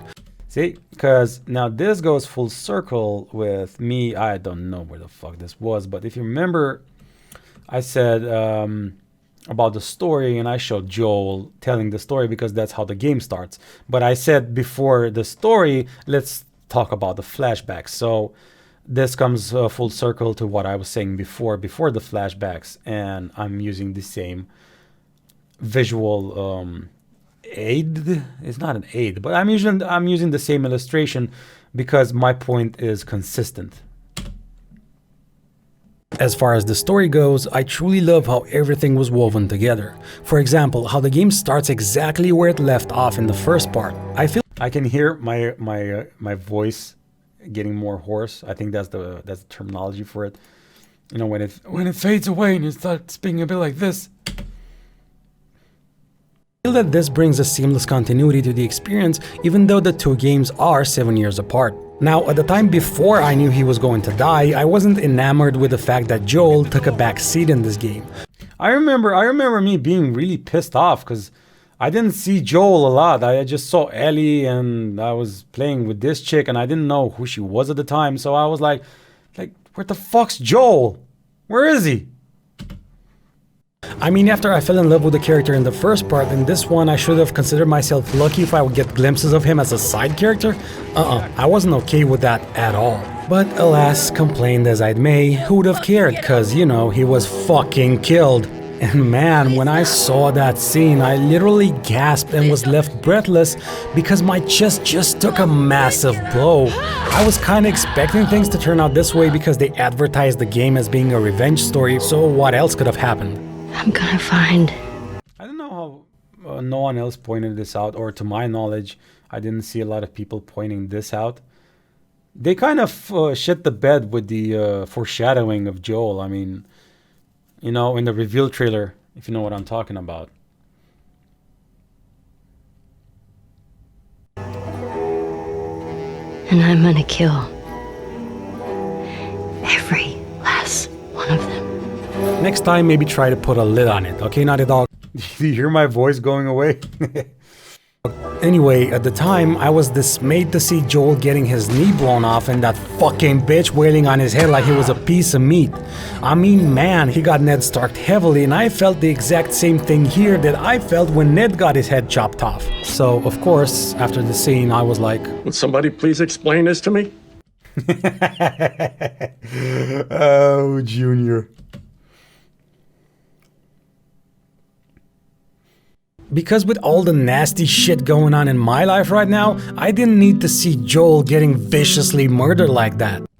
Oh hell yeah! When I was making this video, writing it, editing it, and shit, I was in a bad place, you know, mentally. I was depressed as fuck. Now I'm a bit better, not for nothing, but I wasn't in a happy place. I wasn't in a happy place when I was making this video.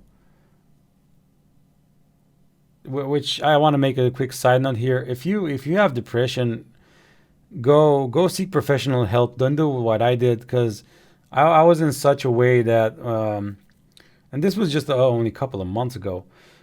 I was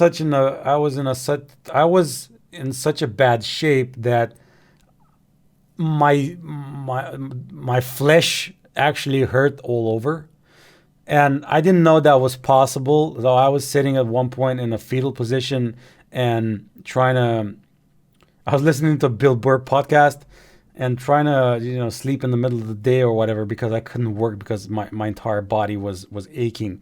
And afterwards I looked it up on Google, and apparently some cases of depression, you do have body aches. Some other people have it. I was that in such a bad shape.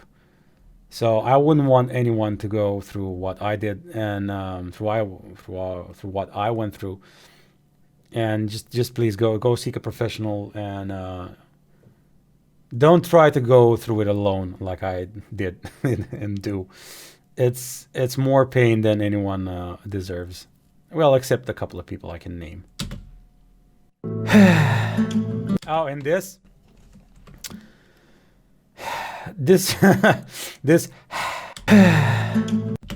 this was actually another part I wanted to use. I don't know where the fuck that is now, but initially I used another part, when Eddie's sitting on the bed at the end, at the beginning of the game, when I'm talking about film grain and stuff. And she sighs there as well, but somehow, some fucked up luck coincidence, I saw this while scrubbing, and I was like, holy shit, she actually expires or expulses or whatever the fuck air, which is more visually representative or of this moment of my sigh. So you actually see her going like that, which is a perfect scene for just this real small moment right here. I had luck thrust upon myself. What can you do, huh? It's how the story was written, and the fact that the writers actually took this risk and turned it into such a wow factor. I have to applaud the boldness of it all, and the fact remains that the writers at Naughty Dog are masters of their craft when it comes to playing the strings of our emotions like a goddamn harp. That's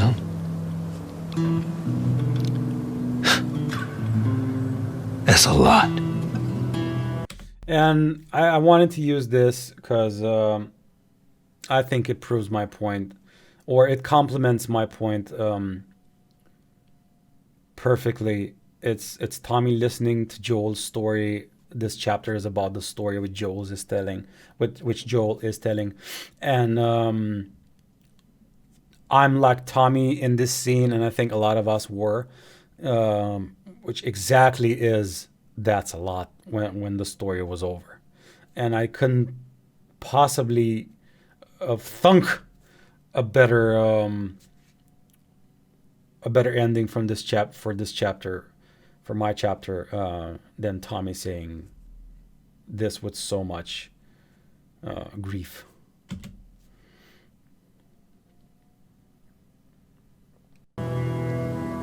The only catch here is that he's only the beginning. They Game of Thrones. Oh, they Game of Thrones almost everyone in the game. This I found funny.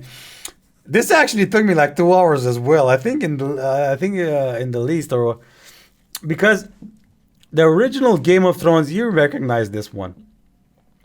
The original Game of Thrones had whatever you want to call it, shrine, is with everyone with their eyes shut. So I had to scrub and to look for every goddamn frame of these characters to find them in a position where their eyes are closed or squinted, and I found every one of them. This one, I think his eyes are a little bit open, but this guy, I swear to you, frame by frame, this guy doesn't fucking shut his eyes at all. The dog in the least, and the horse as well, because they all die. I loved Manny. And then I photoshopped every one of them to look blue and pale and stuff, and I tried to match every one of them. but it depends on the light, because this one has more light on his forehead right here. She has on her face, this one here, and I did the best I could and to match him up. I'm quite proud of this because it's funny as hell. The wall of faces, or what's it called? Yeah, hall of faces. There you go. Almost everyone. I was starting to really like the new characters like Owen or Manny. Then it was like the Red Wedding all over again, but with better graphics. No! What the fuck?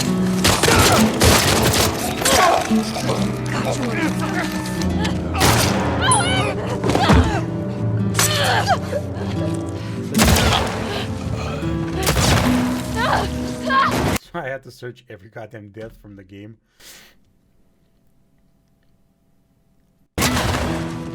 The short version here is...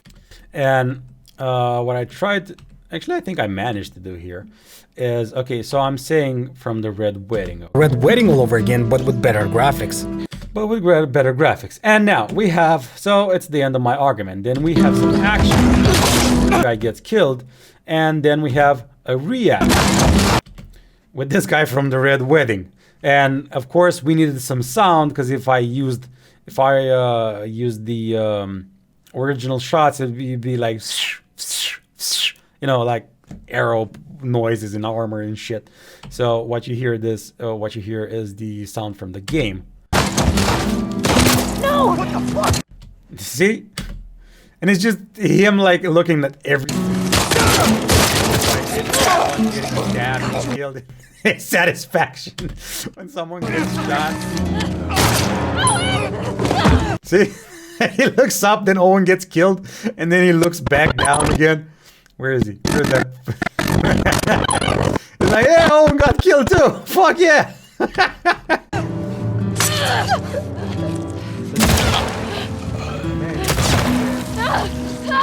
Him, you know, stopping this this little montage because it's over. His thirst is quenched.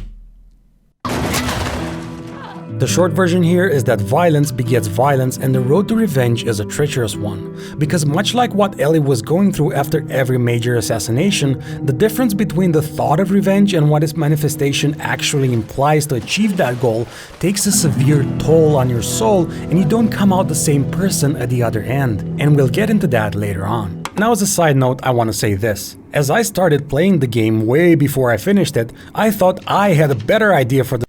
This took me a while as well. I did it in After Effects. Not a lot, but I did like half an hour. The typewriter. The story. Just listen. Let's say that we needed a drama to trigger the events of the second game.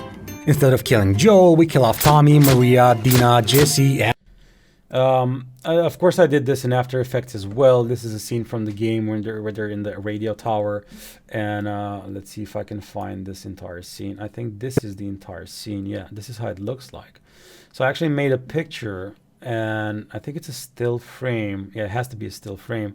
And then in After Effects, I use the zoom thing and the camera wiggle effect. And so on. Then we could have them meet Abby having a different... When it's in one spot, it just wiggles around.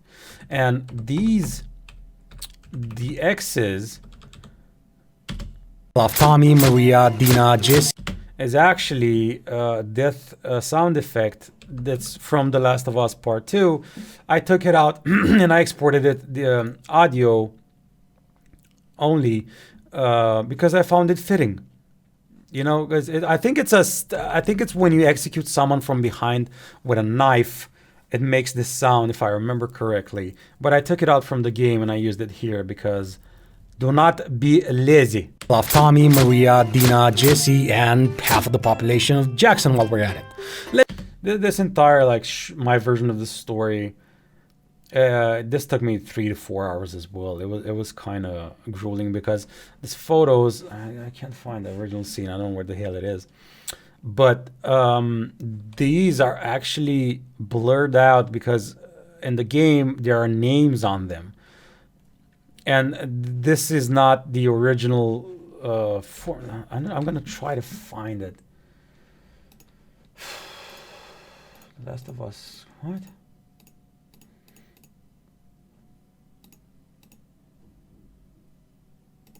Okay, let's see here. Story. My version.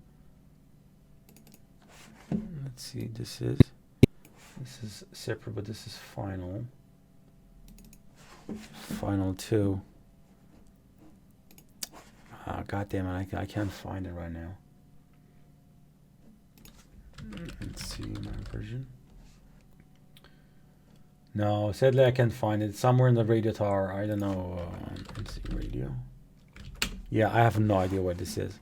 But the point was that, where was it? This entire scene, this entire map was. There aren't so many pictures in this map as I put them here. They're like 2 here and 1 here and 2 here or whatever.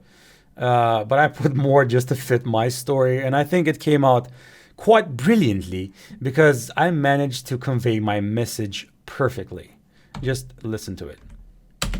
Instead of killing Joel, we kill off Tommy, Maria, Dina, Jesse, and half of the population of Jackson while we're at it. Let's say the Scars raided them. Then we have Joel and Ellie teaming up for revenge like never before, an awesome, ruthless, dynamic duo that will stop at nothing. Here, this is the scene from the hospital at the beginning when Joel is telling Tommy about how he killed Abby's dad or whatever. And of course, this is the only moment where Ellie is so enraged with the red. And I had to make Joel the same, so I had to Photoshop this this image and make it red so he fits Ellie and what I'm saying perfectly. Nothing to avenge Tommy and so on. Then we could have them meet Abby having a different or no dad somewhere down the line and team up against the Scars. Heck, maybe even see Abby fall in love with Ellie and live happily ever after. Maybe it's stupid, I don't know, you tell me. But at the point of writing my very short version, I would have rather have Joel live and see him wreak havoc on those godless. And of course, this is supposed to represent me writing my version of the story. Some more bitches. So bam, there you have it. The Last of Us Part 2, rewritten by Late to the Party, Inc. But then I finished the game and my point of view of the narrative chosen did a 180. Because all in all, I think it took a... Did you notice the shift in music here? What my fucking partner did? It's so fucking amazing. Just listen. This was kind of a ironic bit, like me going against Neil Druckmann's and Haley Grass's version, right? Like I know better or whatever. And of course, it's a bit ironic, you know, me going like tra la la la la la la la la. I have the ending for a better game, which is totally not true. But listen to the music here. Godless some more bitches. So bam, there you have it. The Last of Us Part 2. See, it's happy, everyone's alive, whatever the fuck. Rewritten by Late to the Party, Inc. But then I finished the game and my point of view of the narrative chosen did a 180. Because all in all, I think it took a huge dose of balls to make me experience the abhorrent death of my favorite character and then to make me play as the person that killed him, and as I would go on to make my view on that character change so much as to really like and respect her in the end. I mean, Jesus Christ, what a roller coaster of emotions.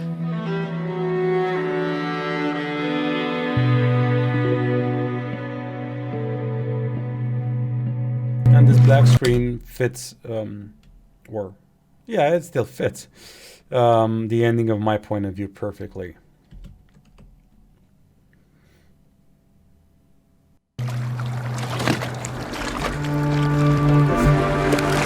Another hour which I spent on this thing alone because I had to find the fire stock footage or whatever, and then make the PNGs and the you'll see. We're in for an incredible. Make everything like Abby and Ellie, and this is, they have outlines, and I made them move.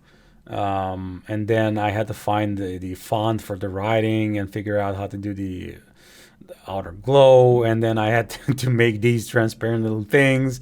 And I don't know how many people actually got this from the start, because actually this is true. This is funny because this is past Abby and she's future Ellie. It's fucking funny because they're up against each other. And also the animation, which is right here in this nested sequence of versus, because I had to make it like Street Fighter, because I watched the Street Fighter versus thing, and I tried to mimic it as best as I could, which came out quite quite awesome in my opinion. And the characters with low opacity in the beginning being on opacity here, and they have a slow little motion right when they reach this point somewhere, because they come in fast and then all of a sudden they slow down like this. But they keep on going, and with the verses at the same time. We're in for an incredible fight! Which one of these two will walk away a champion? From Street Fighter. So, oh yeah, yeah, and this shitty ass zoom, yeah. So, The Last of Us has a knack of switching up characters when least expected, but when the camera settled from this cinematic onto Tom Hardy's twin sister's shoulders, I was... Now you tell me this doesn't look like Tom Hardy's twin sister. What the hell just happened? At first, I fucking despised her to hell. Fucking goddamn fucking bitch! Now here I was a little bit worried, and still am, if people will get that Tony is saying fucking goddamn fucking bitch at the end, because he throws the phone, and on impact the word bitch gets muffled a bit. So in retrospect, maybe I should have put in some subtitles. But at the same time, I thought, hey, that's what the... But it's fitting, because I actually just listened to it. These were my exact same fucking words when I saw this happening. At first, I fucking despised her to hell. Fucking goddamn fucking bitch! But at the same time, I thought, hey, that's what the creators want me to feel. Well... Mission accomplished, because it's totally working. But as the story moves forward, we see bit by bit that Abby had good motives for ruthlessly killing Joel.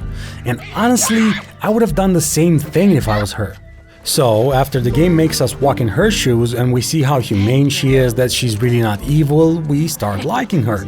Or at least, I did. Hey, sir. Okay, this is not important. The music is top-notch. My partner, of course, hit it out of the park. Let's see.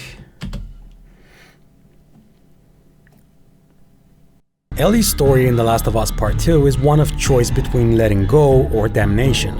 I'm not gonna do this again.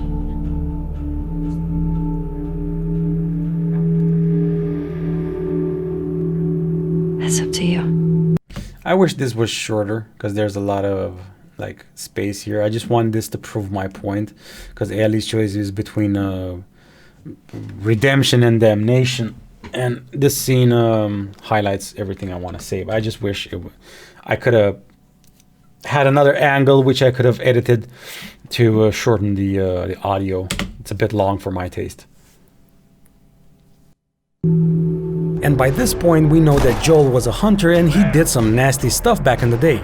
But he wasn't evil, he did what he had to do and lived with it because it was part of the way of life after the outbreak. Now in parallel, Ellie is dead set on the path of revenge, and as we can see, little by little, she's more or less like Joel was back then, and it is clear that treading on this path comes at a great cost. Okay, now she kills the thing, there's none important. Okay. Let's see what I see. What do I see here? Her tattoo is of a moth, they're even present in a loading screen, and most importantly, it's on the guitar. What that symbolizes, of course, is a forewarning of what will be if she continues to head towards the fire like a moth to a flame.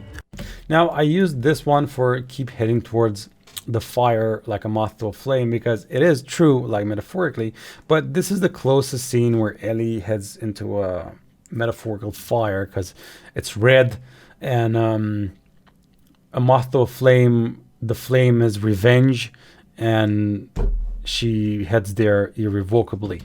If she continues to head towards the fire like a moth to a flame. For example, like in the scene where she was fighting Abby at the end, and I couldn't help but feel sorry for what Ellie has become, going at her throat so viciously even though Abby clearly said, I'm not doing this. That meant only that Ellie was too blinded by revenge. In the end, she did pay upon the flesh, because losing her fingers symbolizes how... I'm quite proud that I came to the realization that she lost upon the flesh. She paid the piper, or she lost part of her soul, represented by the loss of her fingers. I don't think that's quite that's such a stretch, because in poems and poetry and in prose, you see these kind of literary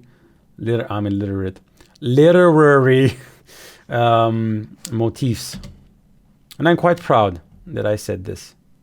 Her relentless quest got a part of her that she will never recover, much like what happened to Tommy. Consider it like a poetic physical manifestation of the malformation of the soul. Exactly. I couldn't have said it better myself. Only I did. In hindsight, the warning behind this motif was also present at the start of the game when Joel sang to her, a song that Ellie herself tried to play at the end but couldn't anymore. On top of losing Dina and JJ, and this, I like to say I manipulated the scene by changing the color of it, because in my mind the scene is as such. She's trying to play the guitar, but at the same time you can see her face that it's all, you know, twisted and contorted by pain and grief and sorrow and all of those synonyms. And I'm seeing Ellie in this scene that she's remembering the good times with Dina, because this is when she comes back. I saw it like Christopher Walken. She comes back to the house after her revenge, and Dina's not there anymore. So I found it fitting that I made these memories seem faded right before she stands up. See, in pain. I'm quite proud of that as well, because I thought of this. Usually, this if I would have let this normally, it wouldn't be like a literal mistake, but this just adds, because there's a vignette here somewhere. Yeah, there's a vignette. See? Now, a vignette is just pay attention at these corners. It focuses the action on what's in the center. And I used this, not randomly, of course, but there the action in the center. So if I were to not use anything, it'll just be like a normal scene, because this is color, and this is color. But when you use a flashback, basically in movies, you have black and white, sepia, and whatever. So that's why I'm insisting on this so much, because I'm proud that I caught this, and I used this technique. And JJ, it could have just slipped by. She also lost the ability to play the guitar, and that last one stands for the fact that she forever lost part of Joel. Because he taught her how to play, and for her not being able to do so anymore, the meaning behind those moments between the two of them faded away forever. And the same here. This is a color correction.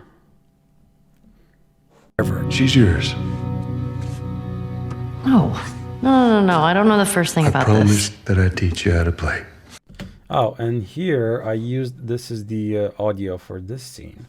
And I used a studio reverb to, again, emphasize the fact that this is a memory of Ellie. That's why you hear it like with this reverb. I'm gonna do it now. Let's hear a reverb now. She's yours. No. I don't know the first thing about I promised that I'd teach you how to play. You hear that little echo? I didn't want it to be too subtle and not too on point. So let's hear it without. She's yours. No. I don't know the first thing about I promised that I'd teach you how to play.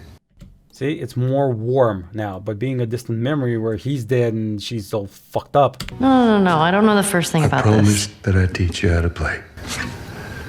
This is just to emphasize more that this is a memory, a moment in time where she will never get back to. And it's painful. It's a painful memory.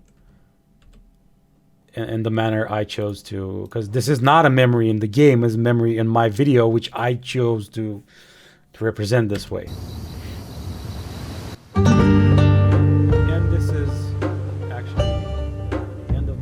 video where I just say my conclusion, because it's called Why I Love The Last of Us Part 2, so.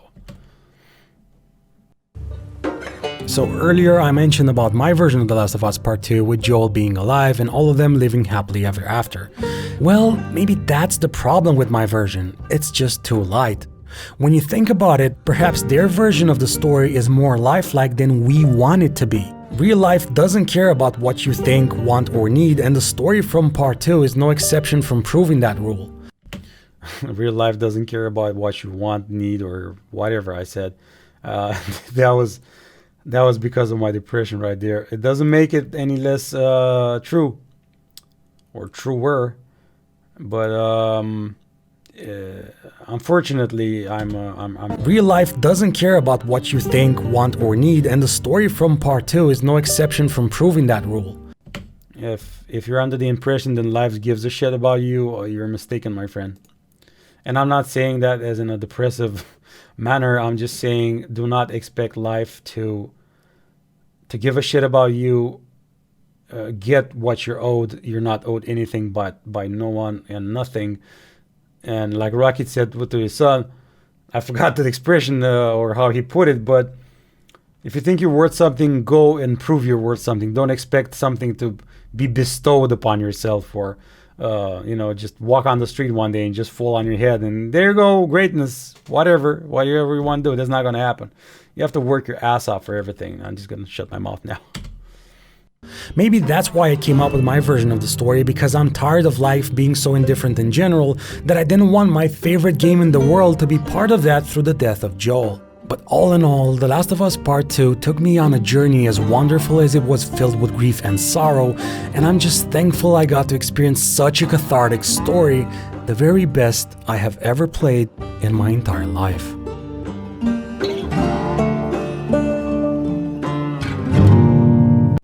Okay, so I think I actually put the last song here, the guitar song at the end.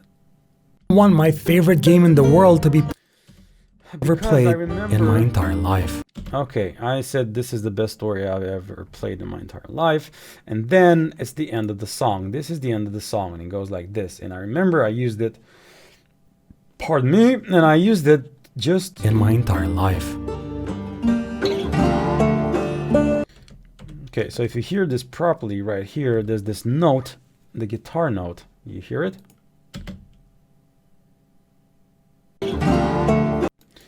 On this note, I wanted to end the video, so it turns black when it hits this note right here. And here, there's a couple of notes starting right at this point, but this ends my video, right? These few last notes end my video, and here I wanted to start something new.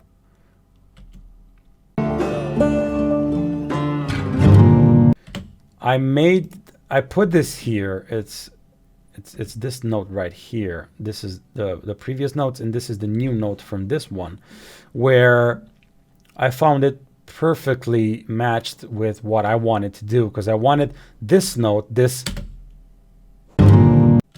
one is so obviously not a part of these notes. It's like a sledgehammer that breaks your focus and your immersion into these notes, that you're like, what the fuck? At least that's what I was going for, and I think I used it correctly, because to me that's what it sounds like. This is a more heavy note. These are, lighter notes, and I wanted to do this because it signals two things: the end of my story and the beginning of another short story. Let's see this one. Basically, I'm gonna just describe this in a couple of words because there's nothing much left to describe after. This is my farewell letter, a love letter to the Last of Us part, to Joel and Ellie as a duo, as a team, as whatever the fuck you want to call them. I'm getting sad now. And this is my love letter to them. and I scoured through the entire gameplay from The Last of Us Part 1 and the entire gameplay from this one, just to I think for this one as well. No, just yeah, I scoured through the entire gameplay, searching for just the moments between the two of them. I was searching for just the moments between the two of them, and it took me quite a while to find every single moment between the two of them. And some of them are actually, if you're gonna pay close attention, they're appropriately illustrate some words from the song, because here at the end there's a song, and of course it's not the entire song, but I edited it a bit to do my bidding, so to speak. So I have this part of a song where I think Joel sings, then it's Ellie, then it's Joel and Ellie, then it's just Joel, then it's just Ellie, or I mixed them up a bit, but you're gonna hear, and I'm gonna let him play. That's why I babbled. Come on, play.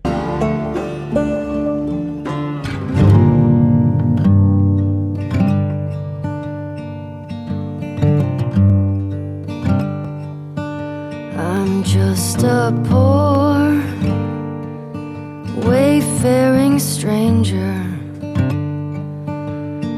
traveling through this world of woe.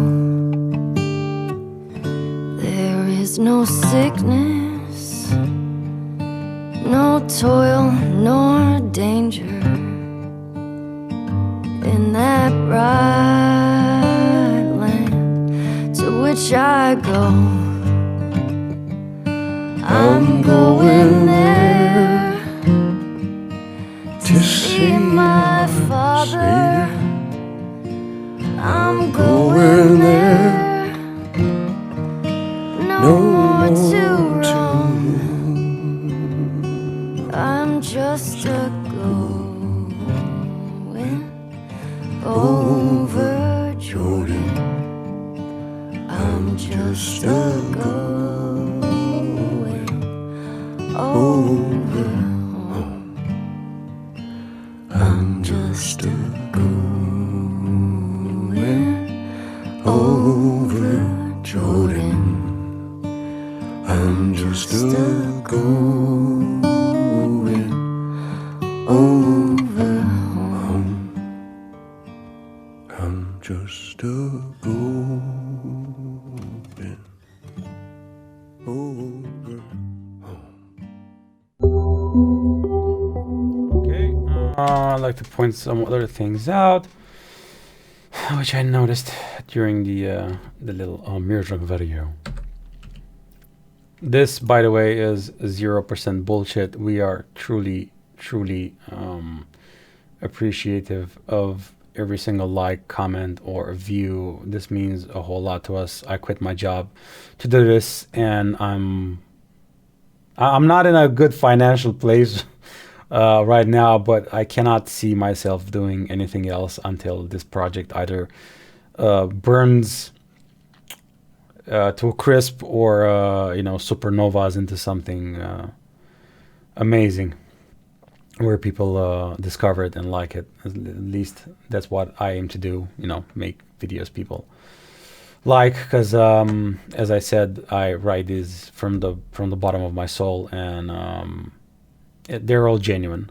At least why I love, they're 100% genuine, because they're part of me. It's my filters, how I see their stories and how I feel while playing them, and their experiences that will stay with me for a lifetime. And this is my way of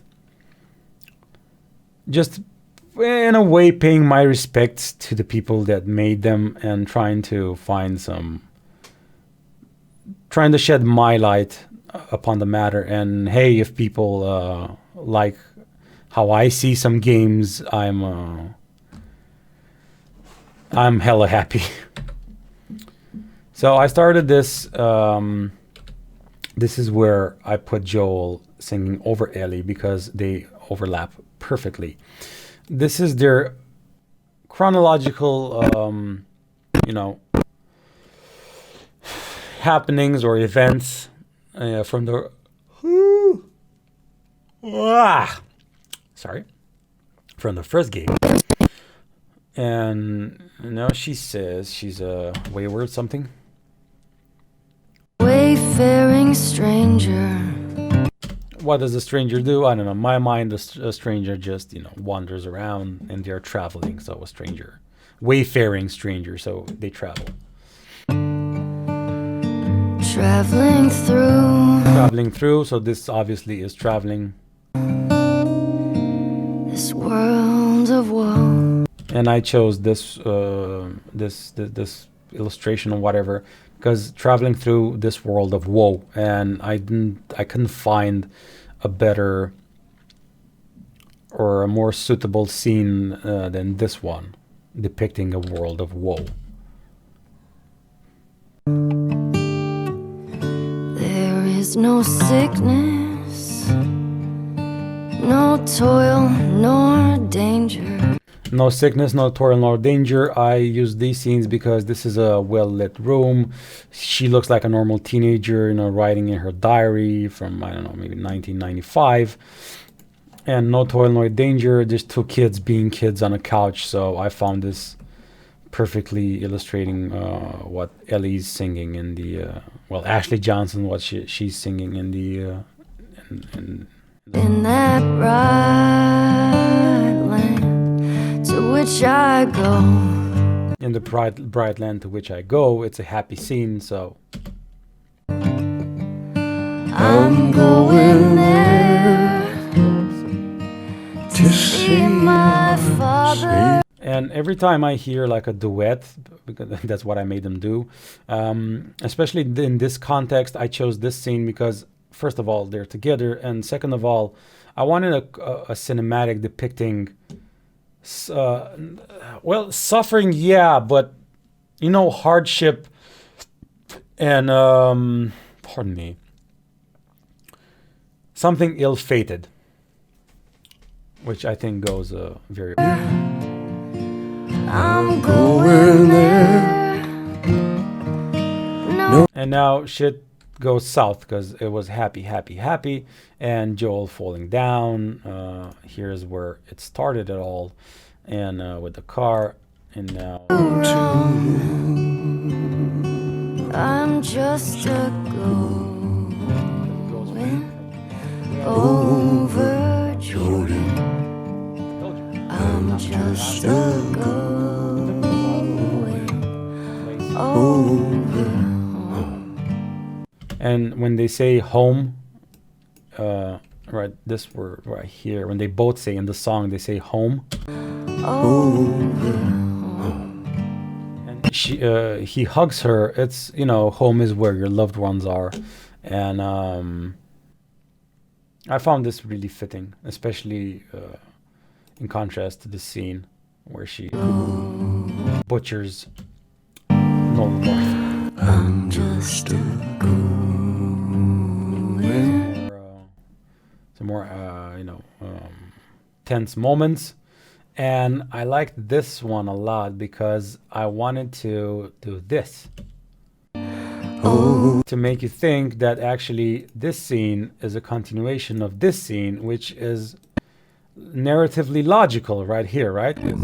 They're swimming, apparently she doesn't know how to swim, and even if you don't know what the fuck's going on or what this video is, you take this and they crashed here, and then